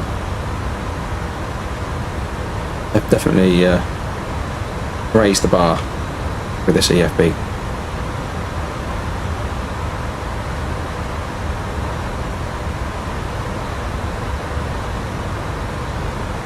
TJ thought it sounded a little G90. Okay.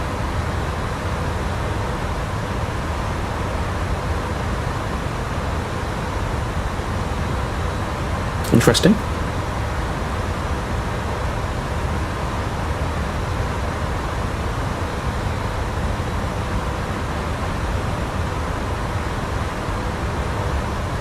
It's amazing when you test, this, and I've been doing different comparisons with different simulators. It's been jumping from things to things. It's just finding out what in the community what everybody likes. So some people got a bit grumpy with me because I dived into X-Plane and started testing the ToLiss there, and it was fantastic. But then there's the visuals, right? And people, arguably this is where the visuals are in Microsoft Flight Simulator with the photogrammetry and things. But for me, I like to be in the cockpit, so this is what I'm used to. I sit here, I look at this, I like system depth, I like wheel handling, and that's what I recognise. This looks better than outside the window. This looks better than the simulators I use in the real world for training, right out the window in terms of graphics. All I need to know is where the sky is and where the ground is, right? Everything else happens in terms of handling of the aircraft and system depth. So I kind of compare things from that point of view. But it's amazing how important graphics are to people in terms of realism now. Photogrammetry, it is great in the Microsoft Flight Simulator, instantly recognising things in cities. It does bring it to life. But handling is really important, and it's a big part of things, and people don't recognise that because most people in flying desktop simulators haven't experienced flight, and unfortunately they've never handled an aircraft, so they're going by what visually looks best. You need to also have a real appreciation of what goes on under the bonnet, and with this aircraft as well. So a fantastic amount of work's gone into this aircraft to develop it to a really high standard that A340 captains can go out there and say that's real.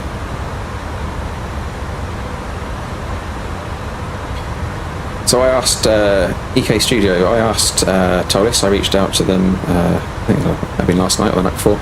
I said, this EFB looks fantastic, can we have this in X-Plane? And the response was they will start working, once they're finished with the A340, they will start going back through past catalogue, I believe, and providing those improvements. So I think, why wouldn't they, right? It's great.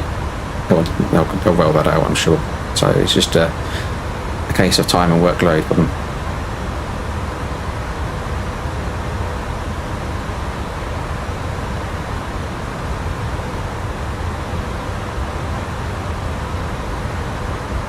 It's great to have everything you need in the cockpit with you, especially with doing your flights.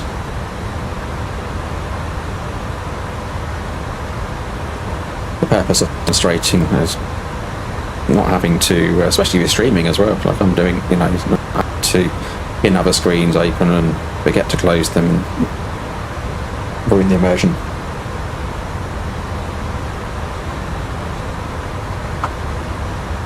Right, talking away, where are we? Jersey coming in here. So instantly know where we are.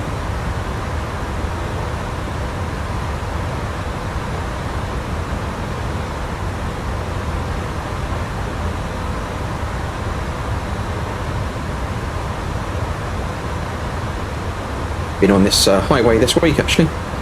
So Bordeaux, London, Luton.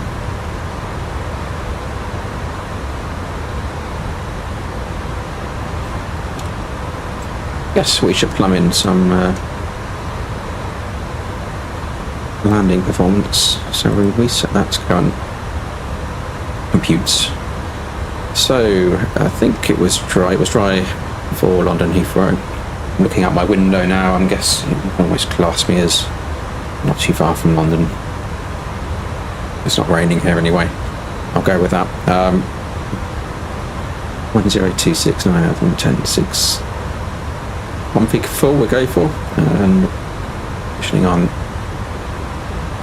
Landing distance required 1,762 metres. Headwind of 6 knots and a crosswind of 2 knots. That leaves us 1.5 kilometres to play with. Very nice. I'll take that.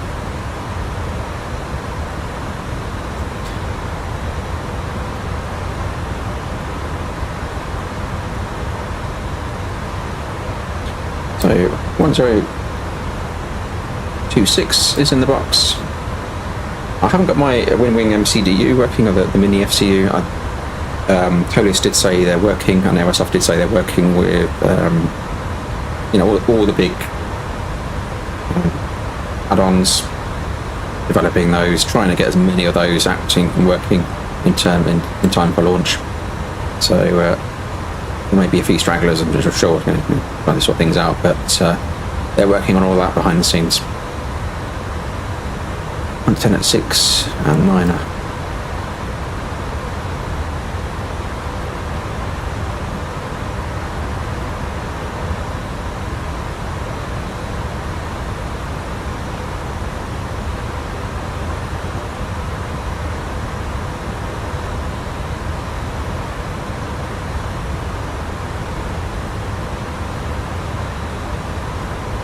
$279, Cat 1, the minimums. Write that in. Left. Cool.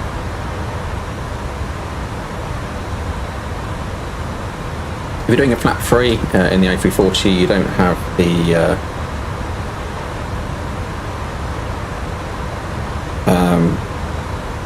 upper button for the landing flap mode free. It takes its data straight from the values in the MCDU. So platform 2,500, standard 3-degree slope, 088 inbound on the course, and the go around climb straight ahead to 3,000 to passing a 1580, and then we're into the left turn 035 track.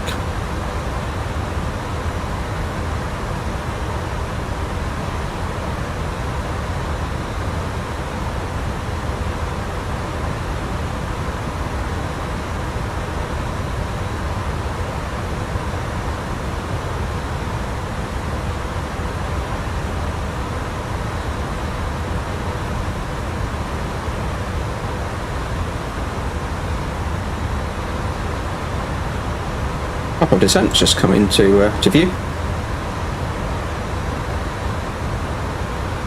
Hey Richie, hope you're well, and always watch back. It's the advantage of things these days.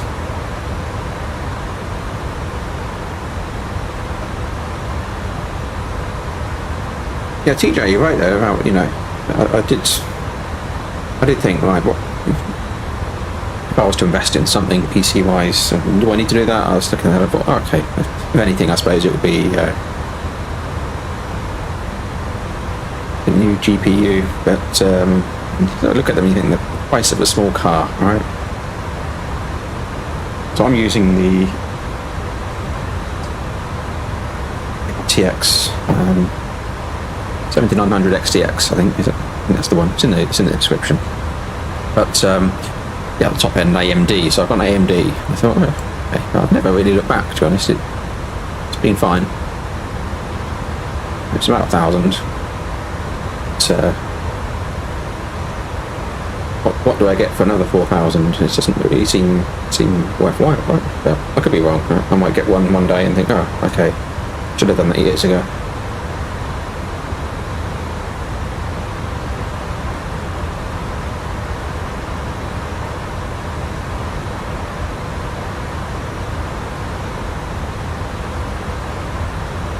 I'm not sure about Lido charts, Tom.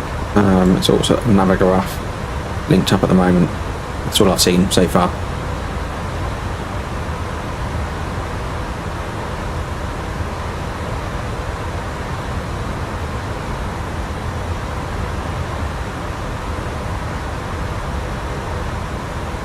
Of course, you can go into your apps, can't you, and stuff like Sim.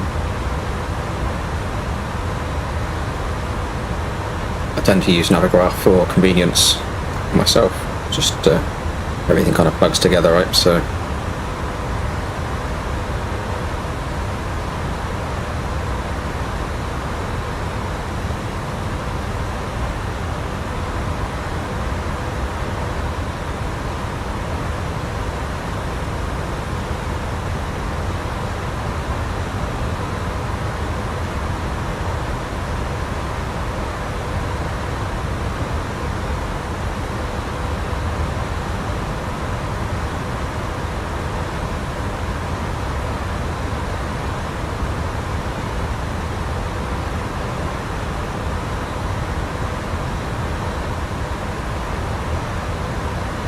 do think, this for me, if I bought this product today, this aircraft, it's in a fully ready state really for me. This is something I'd be really happy with as an aircraft.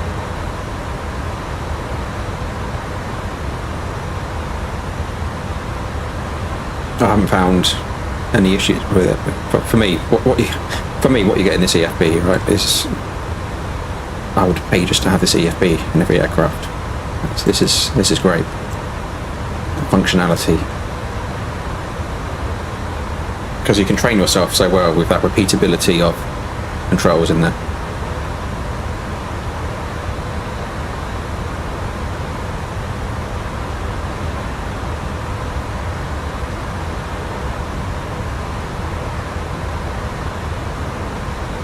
Yeah, Richie, I mean, yeah, their 320s and explain it great, ToLiss, but it is saturated, although, you know what, I'd certainly get it if it arrived, but there's loads of products, the 330s and obvious standout to go after, but, I know ToLiss and Aerosoft will be thinking about what's next in the partnership. I'm sure they've had those discussions already, and they'll be looking already at 3 years ahead plus, because this development takes so long.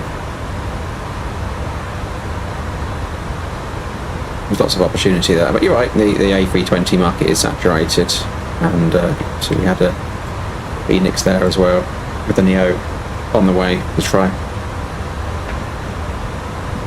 But given my experience in X-Plane, if they can bring that to Microsoft Flight Simulator, I would get that tomorrow.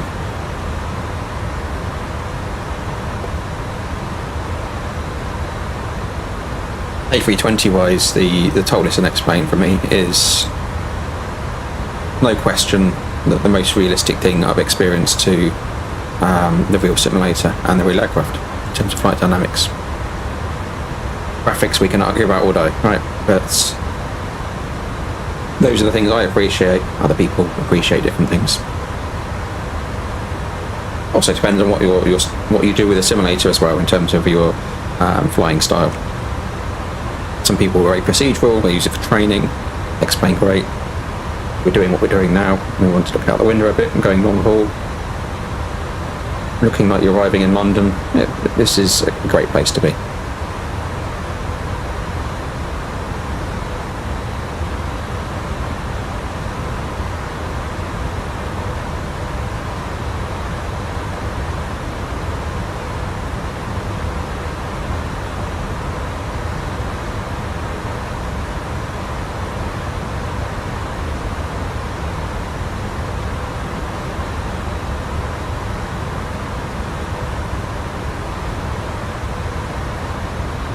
Pilot view.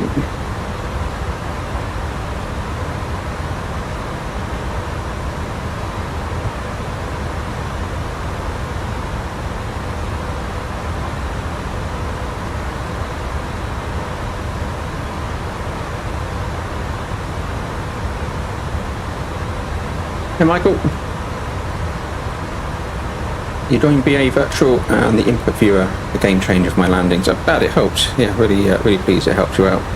It's difficult to convey things in Microsoft Flight Simulator, sort of a desktop environment over a video, right? But trying to find ways to do that, and that was one of them.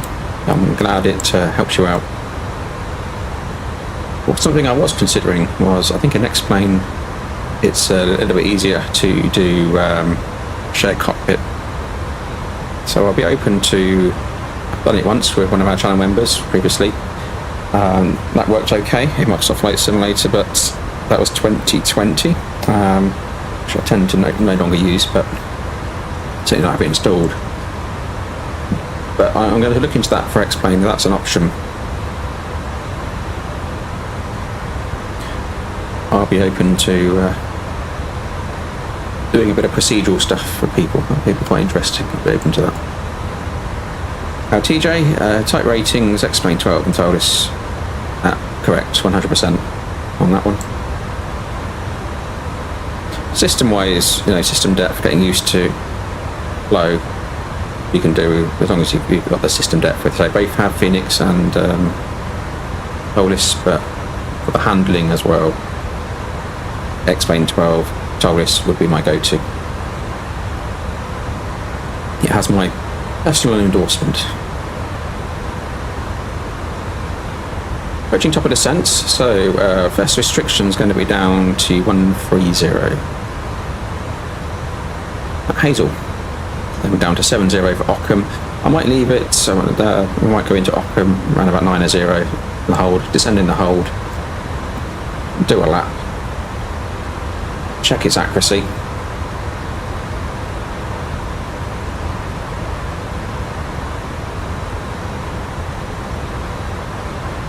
I want to dial in top of descent just a few miles before, so start winding in. We're down to 1.3 as per the restriction.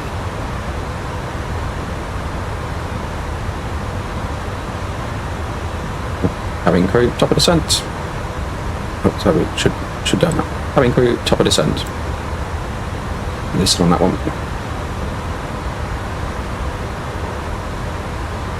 Make sure you get back onto VHF and hear things right. Descent.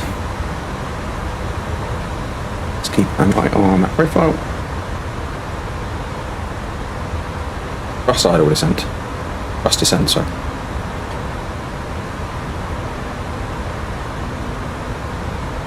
Down we go.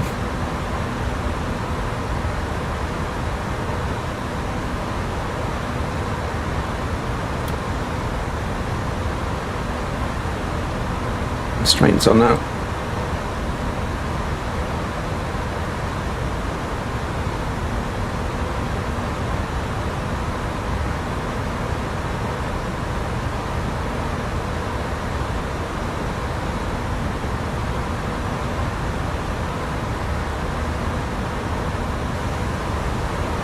TJ, I've been in Microsoft Flight Simulator since I was a child.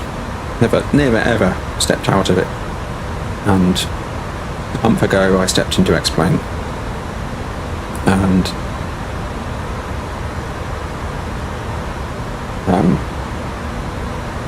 I had an absence. It caused me to have an absence of 30 days from Microsoft Flight Simulator. So my adrenaline software tells me when I last logged into a game how many hours you do. So 30 days I didn't double click on the Microsoft Flight Simulator. I got a bit addicted to the X-Plane ToLiss immersion in terms of that real world feel. Well, again, I appreciate that. That's different for everybody, right? Yeah.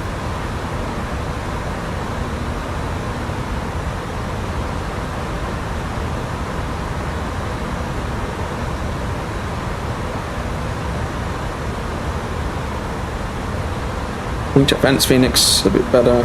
Yeah. How do you rate the FS labs? I haven't done enough in the FS labs. I own it. I think I've owned it a couple of times. I need to go into it and spend some more time with it to form, just to be able to give you your opinion, basically,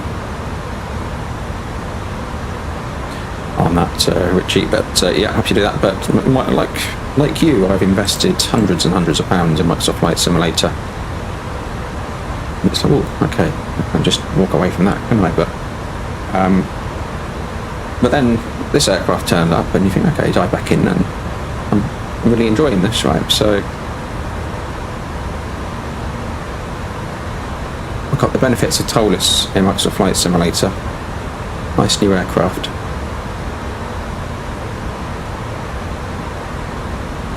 Obviously, I'm heavily A320 series orientated due to what I do for a living, but I'm always happy to explore something and take something like this out for a spin. PJ, he saw the shorts, yeah. Just, lots of it. It's really interesting how the lighting in X-Plane, really good. Some of those shorts will show you that, but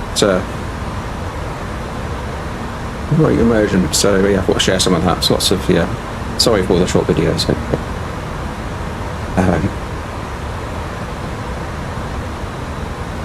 All I say is that there is a world beyond Microsoft Flight Simulator.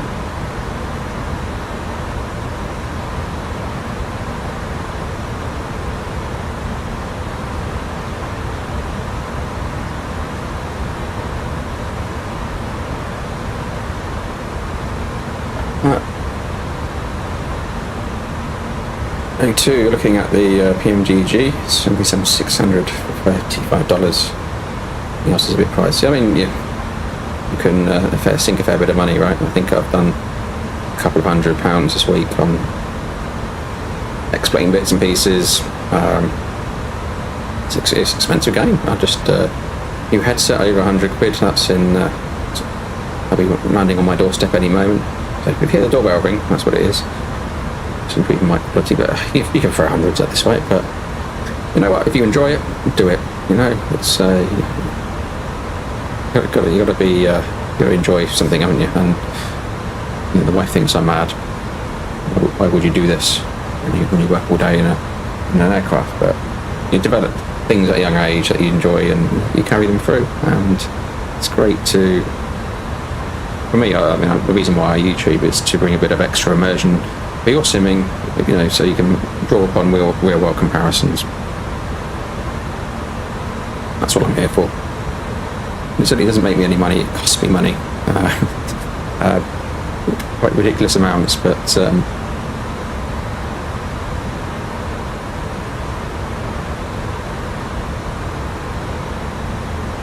yeah, absolutely, Richie. It's cheaper than fuel, and that's only going up at the moment, unfortunately.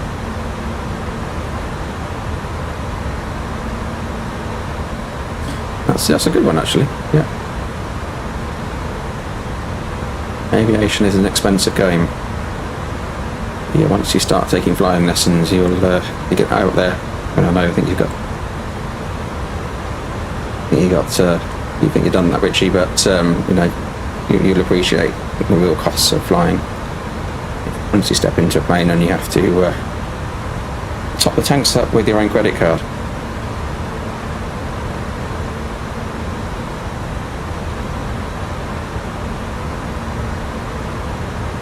So we've got 11.1 tons, departed just shy of 21. This is quite an expensive trip, isn't it? I certainly want to fill the aircraft for that journey.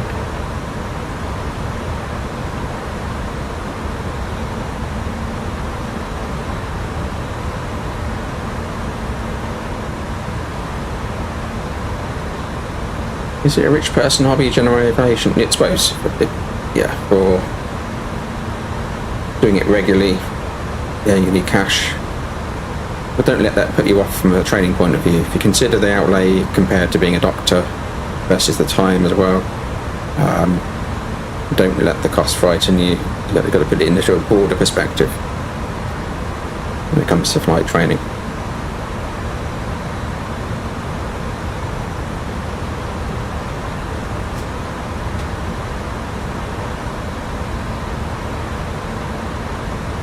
Let's see if we've got any updated weather for London Heathrow.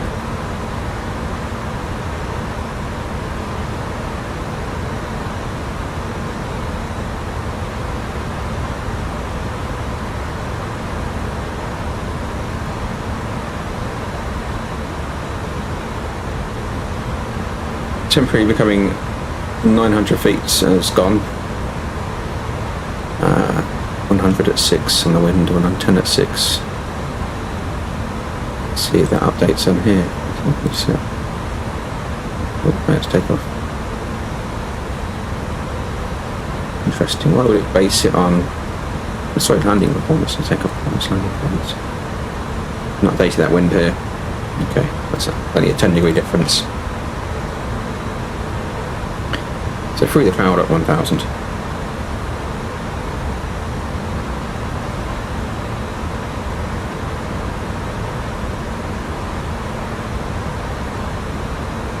Hey Chris, good afternoon to you. Made it back.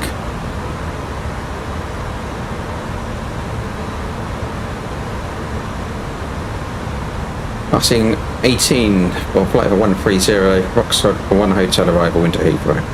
Everyone just joining? In the Aerosoft A340-600. And what a trouble-free, enjoyable flight this has been so far.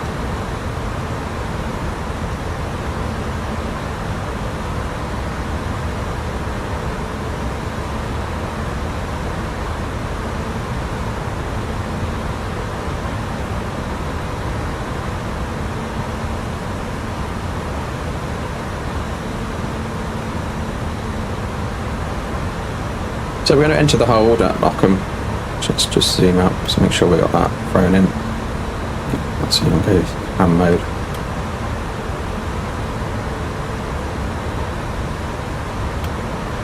Cycle through the pan.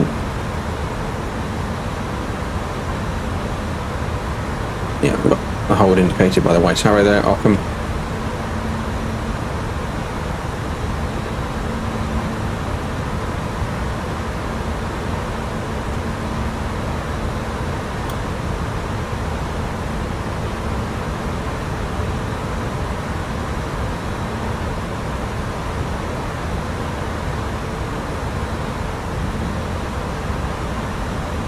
And for landing we had below, so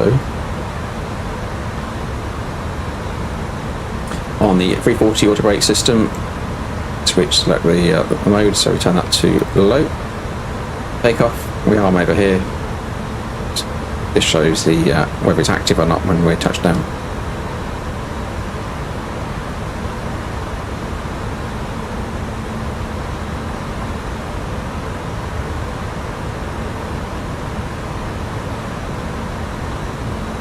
Dartback, hello to you. And this aircraft, I'm feeling really good about this one.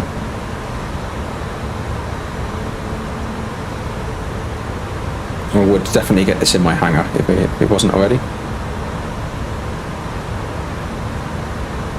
I'm not just saying that because I've been put into beta and invited along. It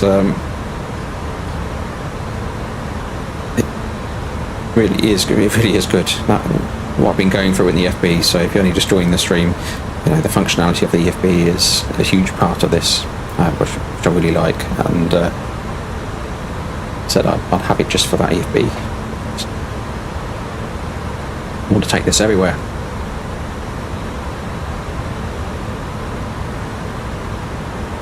So approaching 130, let's just check the compliance with our descent. So we're levelling out. We've got 4.6 to run to Hazel. Speed's now coming back.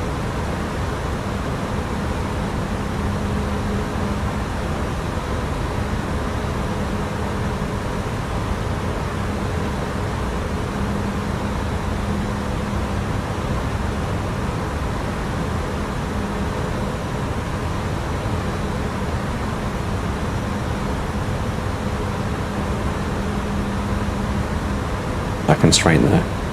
So should be 7-0 for Ockham. I'm going to put us into the hold at, let's go 9-0 into the hold. I can spill there a little bit. Speed descent 9-0 blue.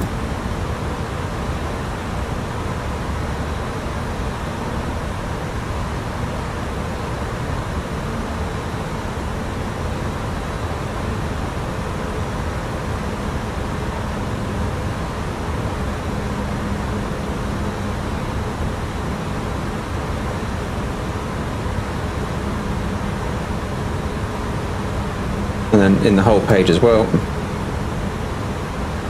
got your last exit as well, 1708, 5 tons of fuel, 5.4 tons of fuel, which is nice.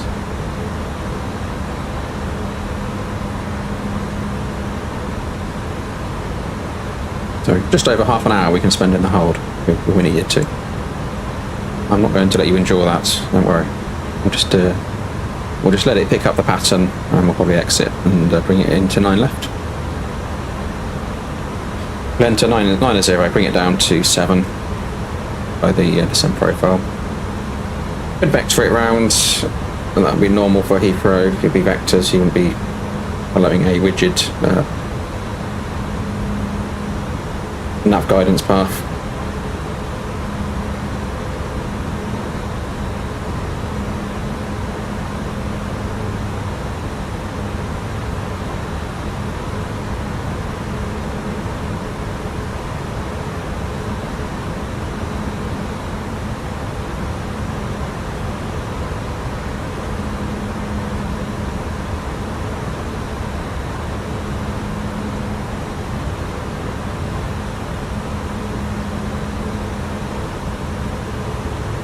clouds are looking good.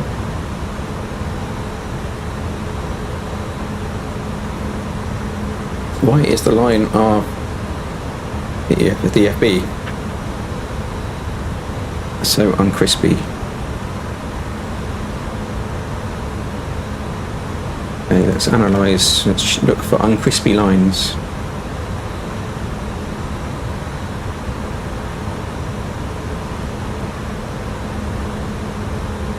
Not sure, perhaps was it in a different view it looks uncrispy, perhaps it might be the graphic level I'm streaming at, but I'm not seeing uncrispiness.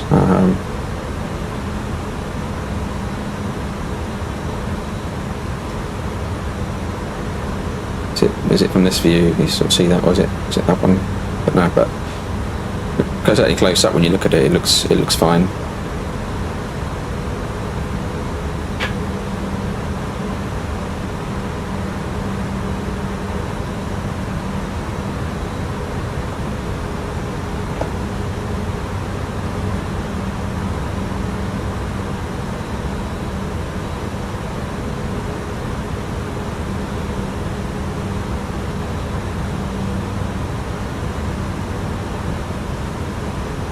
But I'm not seeing anything that stands out as being uncrispy at all.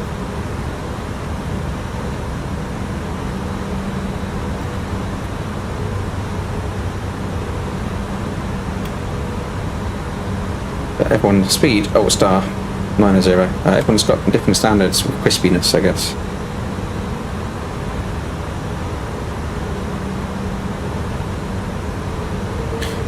Well, we're levelling. You could do it though. You could do minus 1,000. It depends on if you're trying to do a continuous descent, which we're not today. We're being a bit inefficient.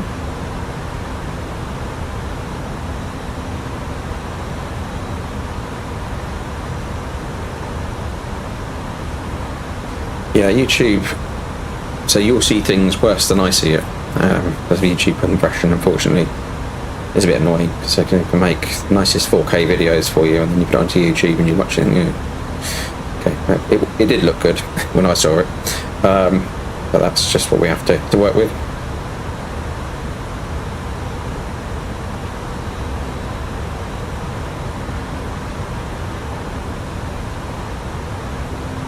What you mean this piece here? This is a rubber. Potentially might need a bit of work. Yeah, okay.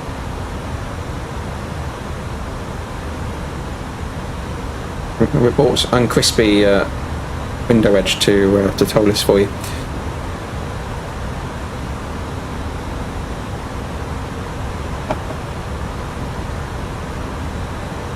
That'd be an Aerosoft piece, so Aerosoft did the graphical side of things. So, taking up the hold, 9-0, green dot speed.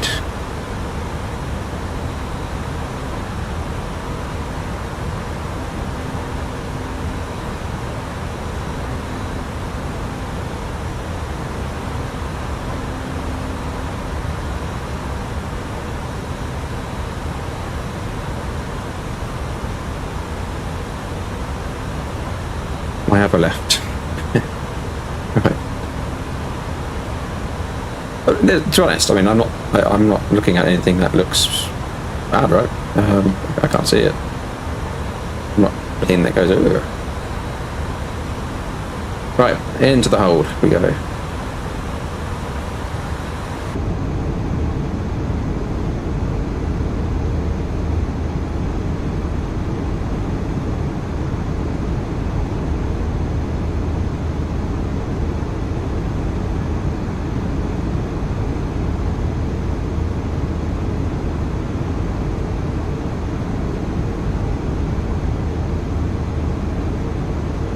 Nice. English countryside beneath us.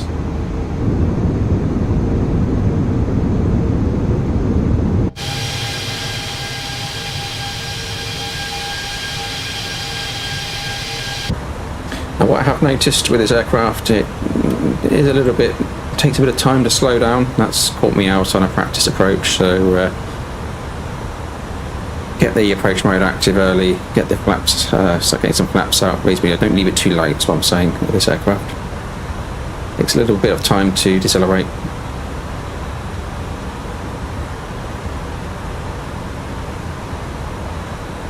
Right, let's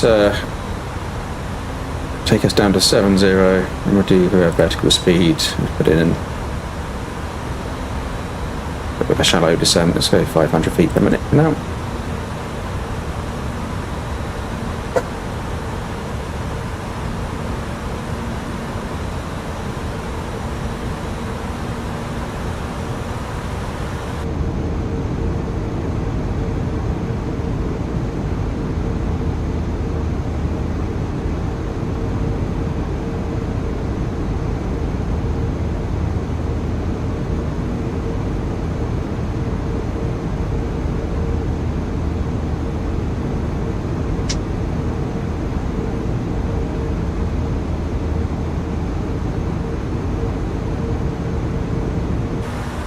Yeah, it's performing the whole well. It's bang on.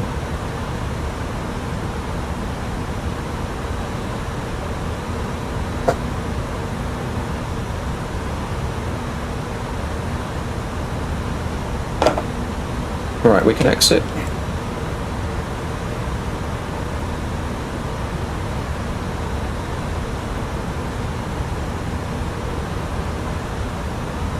It's just the testers blowing in there just to make sure it did what it was told.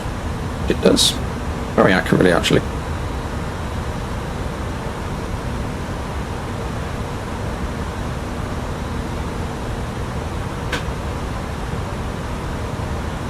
So we're going to leave Ockham. I'll probably get us onto heading South Vector.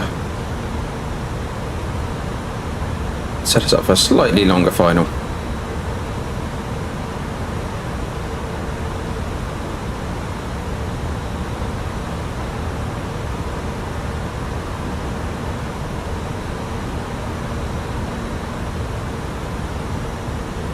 So 2 knots across, not too bad. Real world weather this is.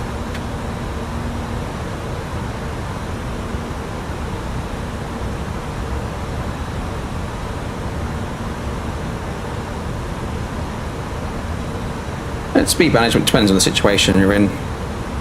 It makes sense from an economic point of view to descend slowly over for a longer period. We haven't got ATC badgering us either, remember, so we do have a constraint coming up, 70. Can actually reach out. So if I put it back in, it makes sense to now go into manage descent. Let's extend that out.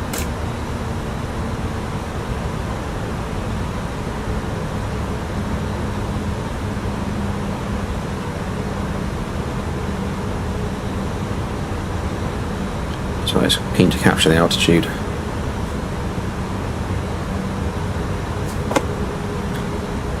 So we can activate approach phase.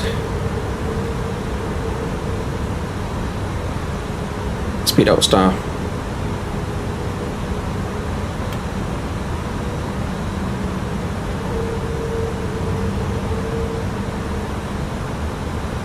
We should have got the seatbelts on. That's why we left the seatbelts on for the whole flight, didn't we? It's not good. These poor passengers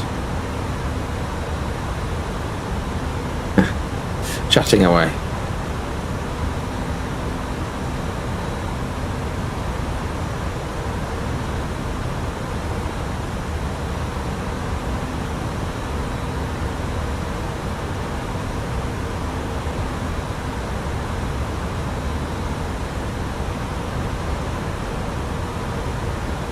Very descending, then altitude restriction, so it jumps down as soon as we pass the next one by itself.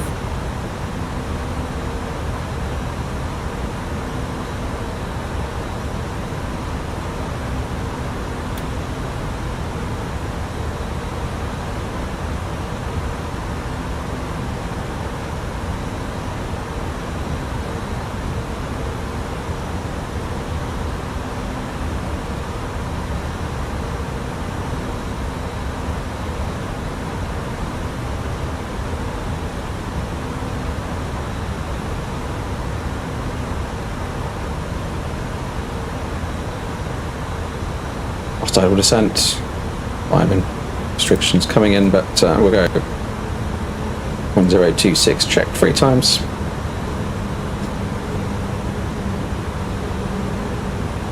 I'm going to go flaps 1 now, just my early experience of getting the aircraft configured, speed managed.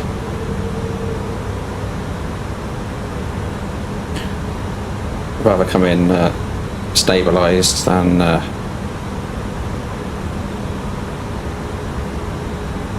save a bit of fuel in this instance.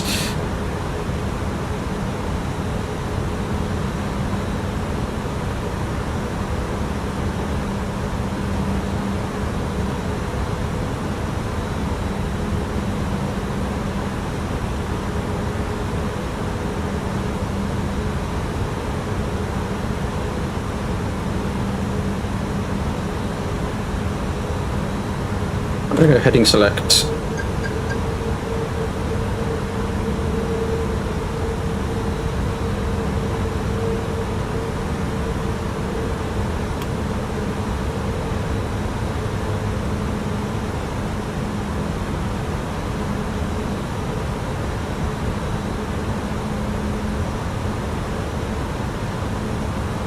A bit of self-factoring. Fast idle open descent now.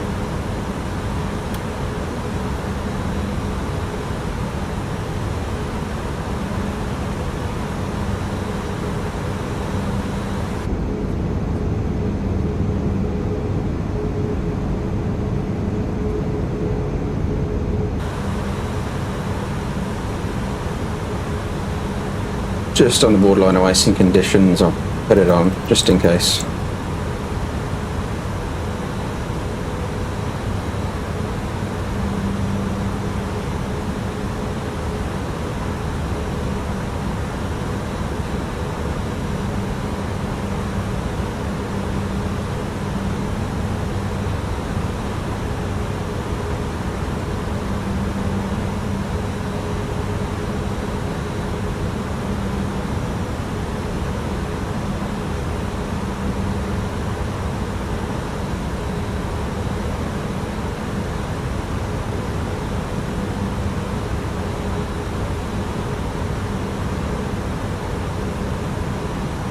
Thinking it looks icy? I think it's just the shiny coating. So I don't think ice is modelled.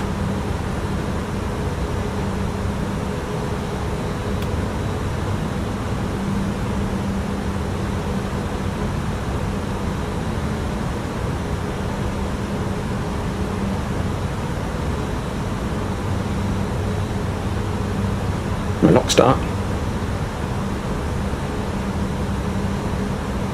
I'm going to go flaps 2, speed checks, flaps 2.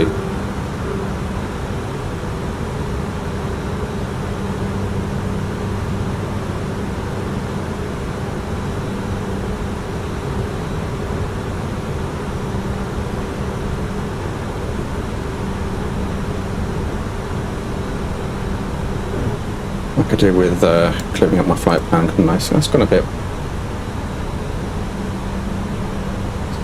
I'll leave it for now, I don't get distracted by it. Right, I also want to situation save, so Lima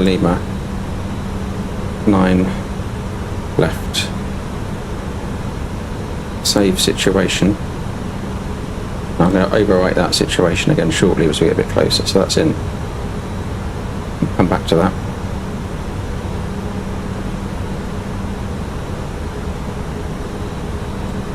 I need to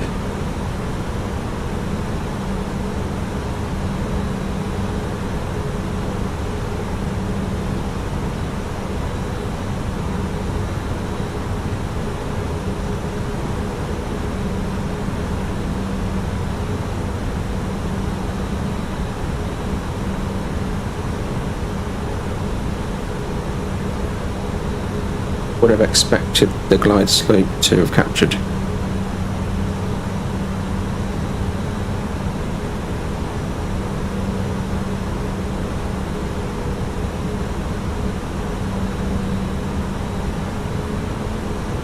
Being that close. 2,500.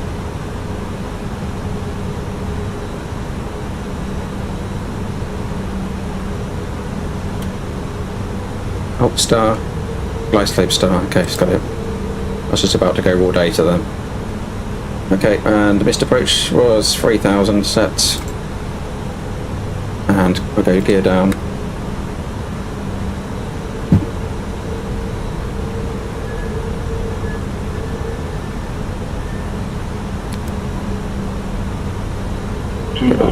All these lights on.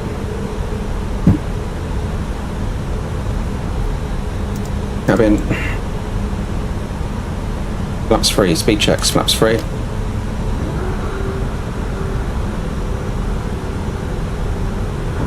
Windsor Castle coming by.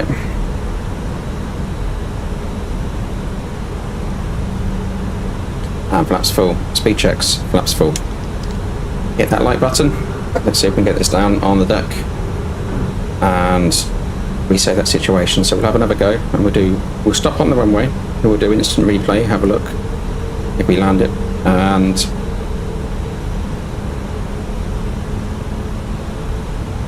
we'll also then throw this approach back in. So we're almost, so we're fully configured, the aircraft's just adjusting, and we can select 9 left, overwrite situation. Okay. So that's about 1,300 feet. We'll come back to that. Got the anti-ice still on. What's our temperature? Plus 11. That can come off. That's a XO go around performance. And see the pappies. We're 1,000 feet base, so just coming through.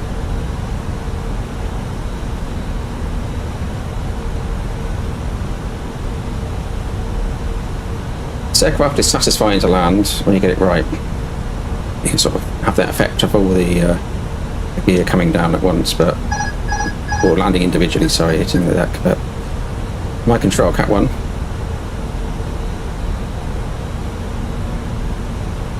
Pretty much a headwind straight down.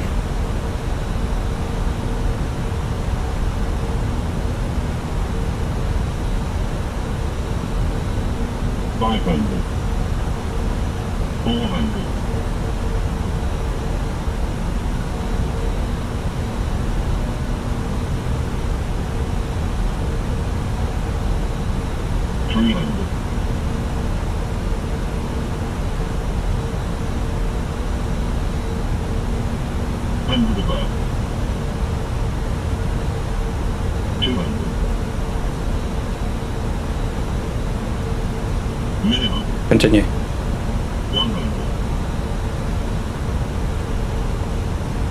50, 40, 30, 20, retard, 10, fire.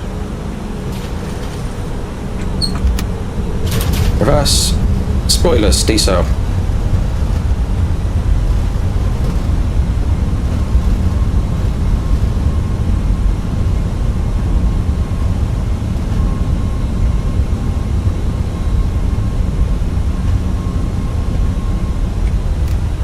$70 knots. Manual braking. Right, let's just park it there. Let's check out that replay tool. That felt pretty good. Sounds and replay. So, replay mode on. How far do we want to go? Go back all the way to the start if you want.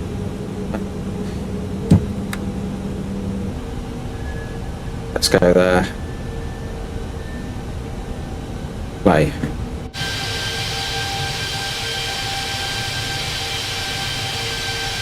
Let's see how nice or not that was.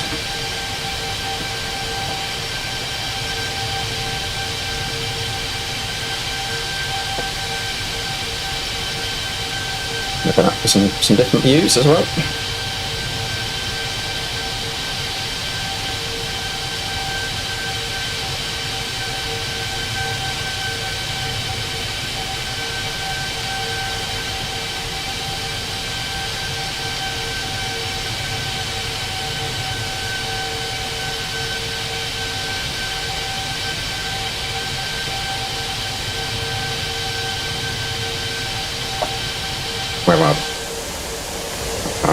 Going a bit closer, couldn't we?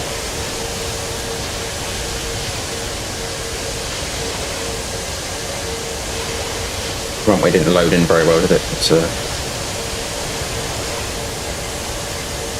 that wing flex, nice. The replay feature is amazing. Where should we watch this from? Let's do this angle for now.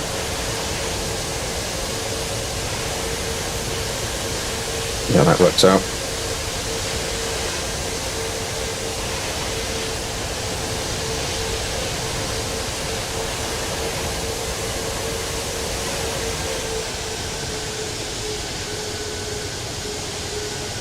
Oh, that's nice. Gotta say that's nice, isn't it? Bang on the markers. Oh, flapping wing. There we go.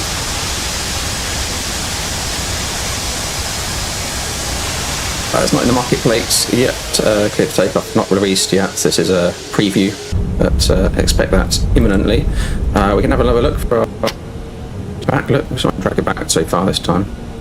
Let's just have a look from, where can we watch this from? Got loads of views. But we need to look at the front, don't we? We need front.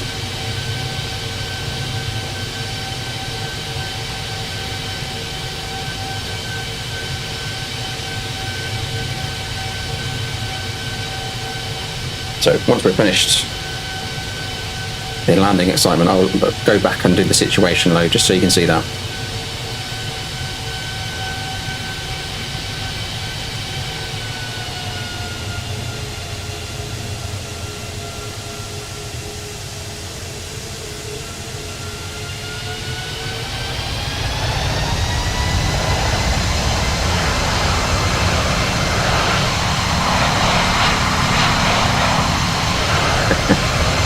In flat.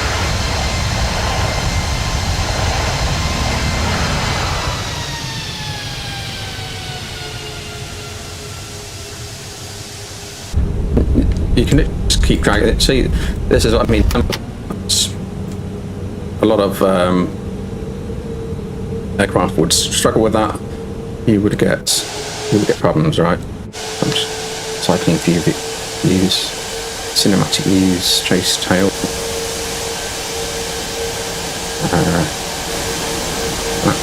ailerons, engine view.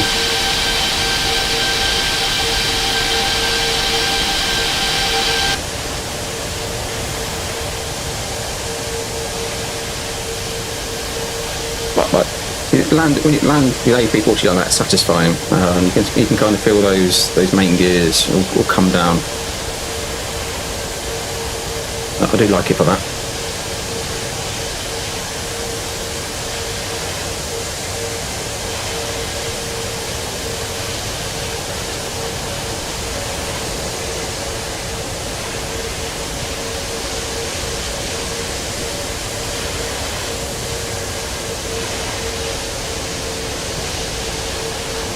I was practicing it so I set the scenario up. I put a 15 knot crosswind into 27 left yesterday.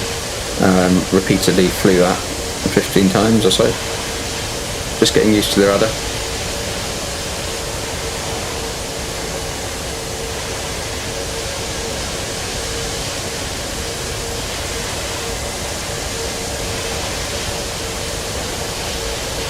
Again, remember wing flex is adjustable in the EFB as well.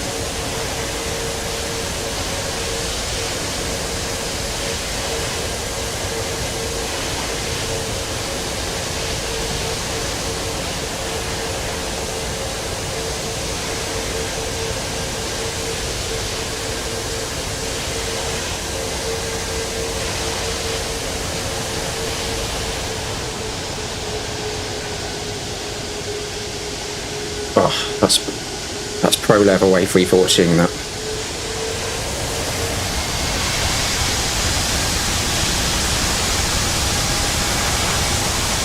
Okay, let's try and let's bring this to a stop again. We'll do the situation load. I need to let it go to the end, or just what are we doing? Gonna stop. Okay. Take it out replay mode. There we go. So, situation load. We put in our approach. There it is, 9 left, somewhere near winds of 1300 feet. Situation load. Bang. Right. Speed, glide slope, lock, CAF3 dual autopilot 1 and 2. So we can literally try again. There's that weird green line we had earlier, so we didn't sequence our flight plan perhaps. The engine anti-ice was still on at this point. So, and that's how simple it is. So you just repeat approaches. What a fantastic training tool this is, right? And now, just need to remember to put my thrust levers back in to climb. Take the autopilot out, my control cat 1, and we go again. And this is what I did 15 times. No sim crashes. It just works. And for me, that's my favourite thing with this aircraft, is that replay tool, but probably most importantly as a training aid and getting used to the aircraft is the situation load. So there you go, you're getting 2 landings for the price of 1 today. 500. Not sure I can beat that first one though. 400.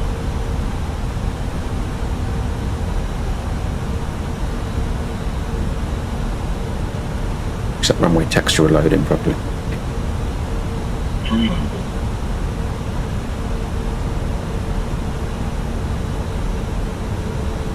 100 above.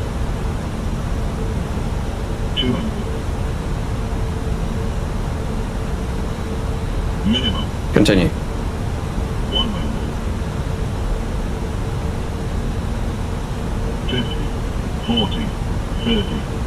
20. Retard. 10. 5. Getting early that time.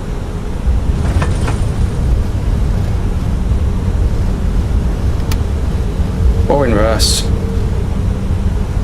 Spoilers. PSO. Manual braking.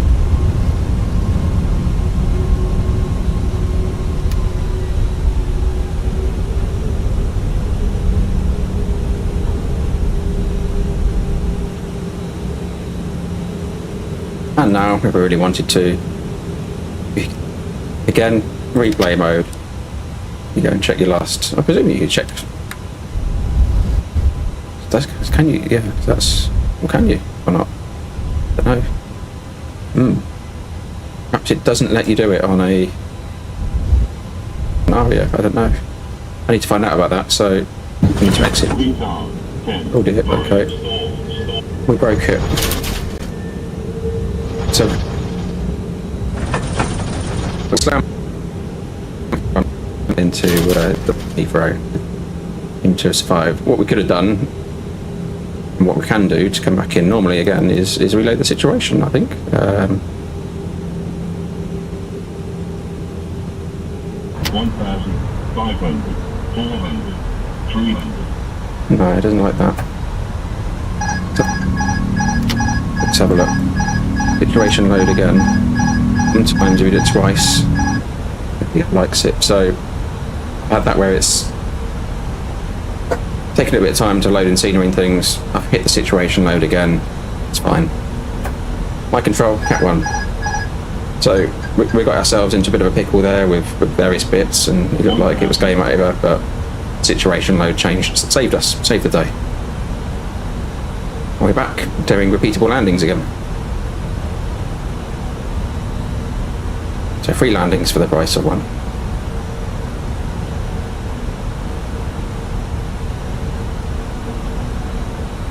So yeah, if we had a crash to desktop, we could load back in, do the situation load or the auto save, and come back into our flight just like we've done there.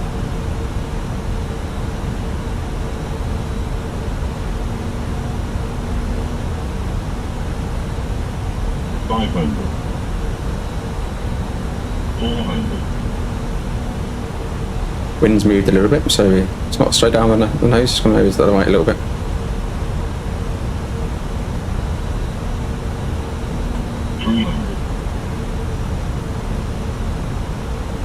It is a great cityscape in the background, I have to say. For anyone thinking I was done with MSFS, they're wrong.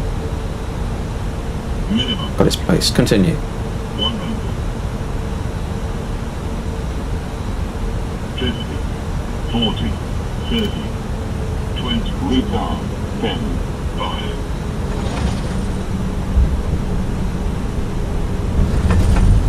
Four in reverse, spoilers, and ESO again. This time I'll try and park it. We'll get taxi cam back on.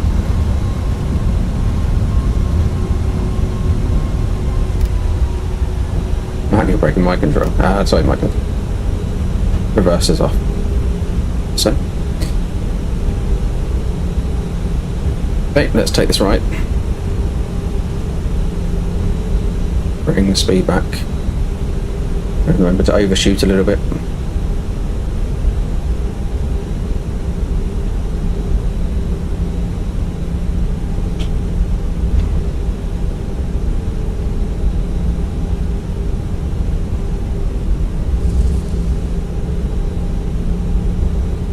It's going to break us there while we put taxi cam on.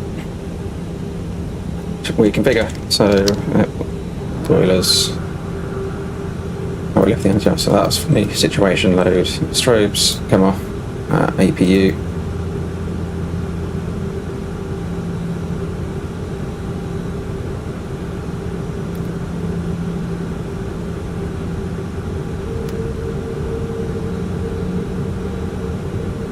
Well, hit that like button if you enjoyed the situation load feature. I think that's great.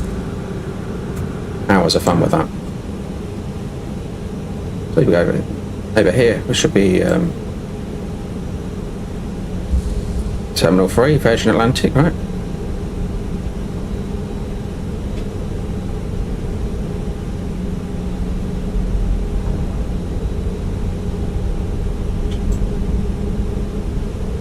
Okay, left side, okay, right side.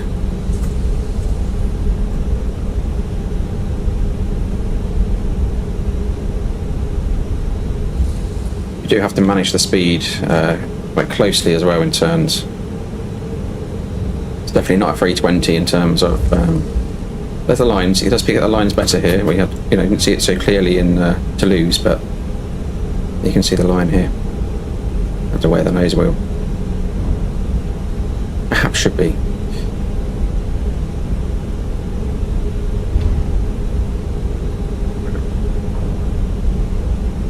Take 328.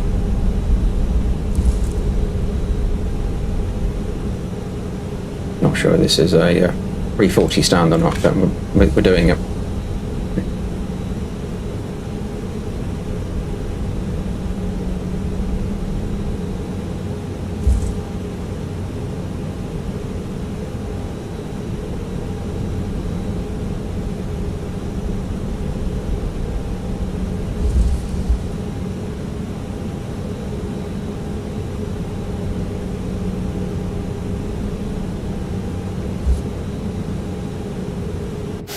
Be a bit skewed, isn't it? Yeah, what it was.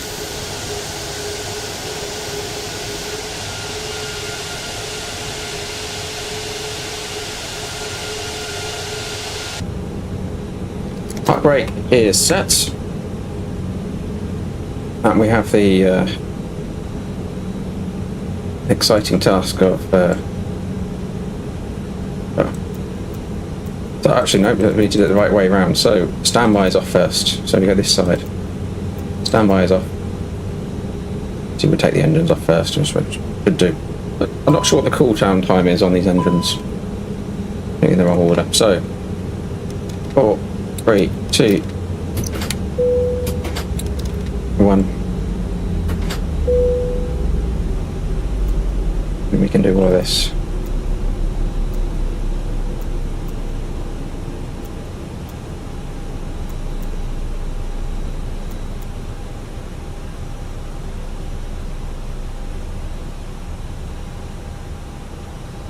We can come in here and we can ground services. We can get both external power supplies, A and B. We can shock the aircraft.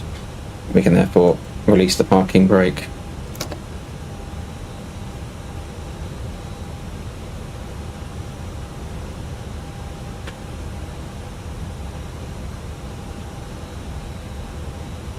We can open doors. Oh, look, as soon as you open the door, look, the ID badge appears. See that? Very nice. Cargo, we can do some cargo. Those open.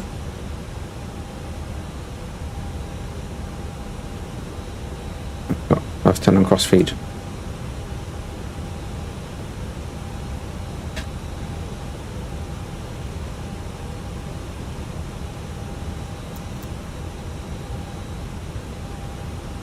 Right wing pumps fault. When wing pumps and I turned the wrong ones on, haven't I? Oh.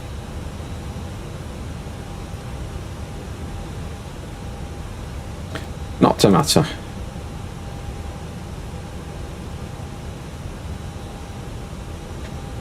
Well, that's it. We had a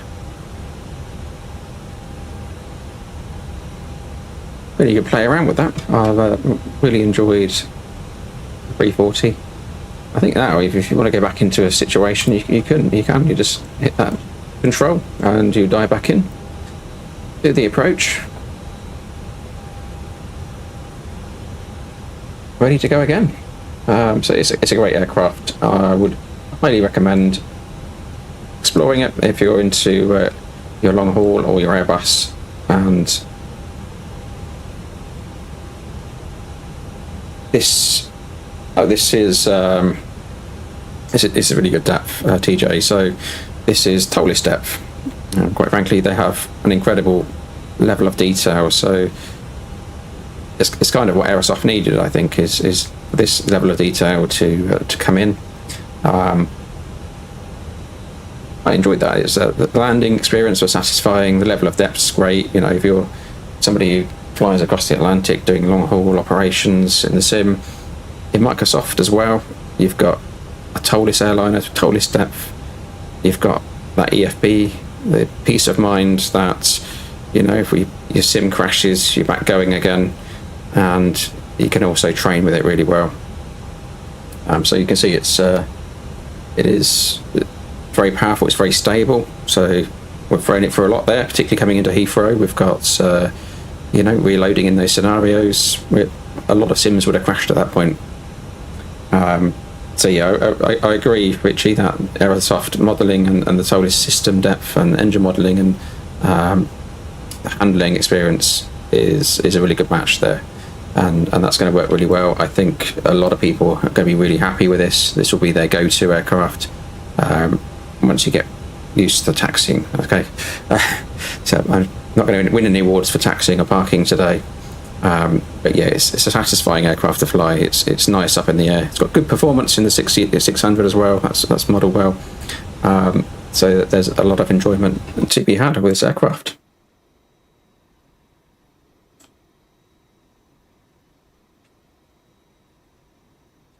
Well, I hope you enjoyed that. I'm off to get some dinner now. So it's just gone 5 o'clock here in the UK. Really appreciate ToLiss letting me be part of the extended beta for this. I will certainly be back inside this aircraft. I was looking at the light modelling there as well, really nice. I'll certainly be back inside this one as well and exploring it a little bit more on the channel. Excuse my parking. And I'll try and put a few videos together on failure scenarios as well as the other ToLiss aircraft we've got there in my hangar. So thanks very much for joining me on this one. I'll let you enjoy your evenings. Hit that like button on the way out, and don't forget to subscribe to stay up to date with the latest content as it comes through. Look forward to more live streams soon. Thanks for accompanying me, and I'll speak and catch you soon. Take care.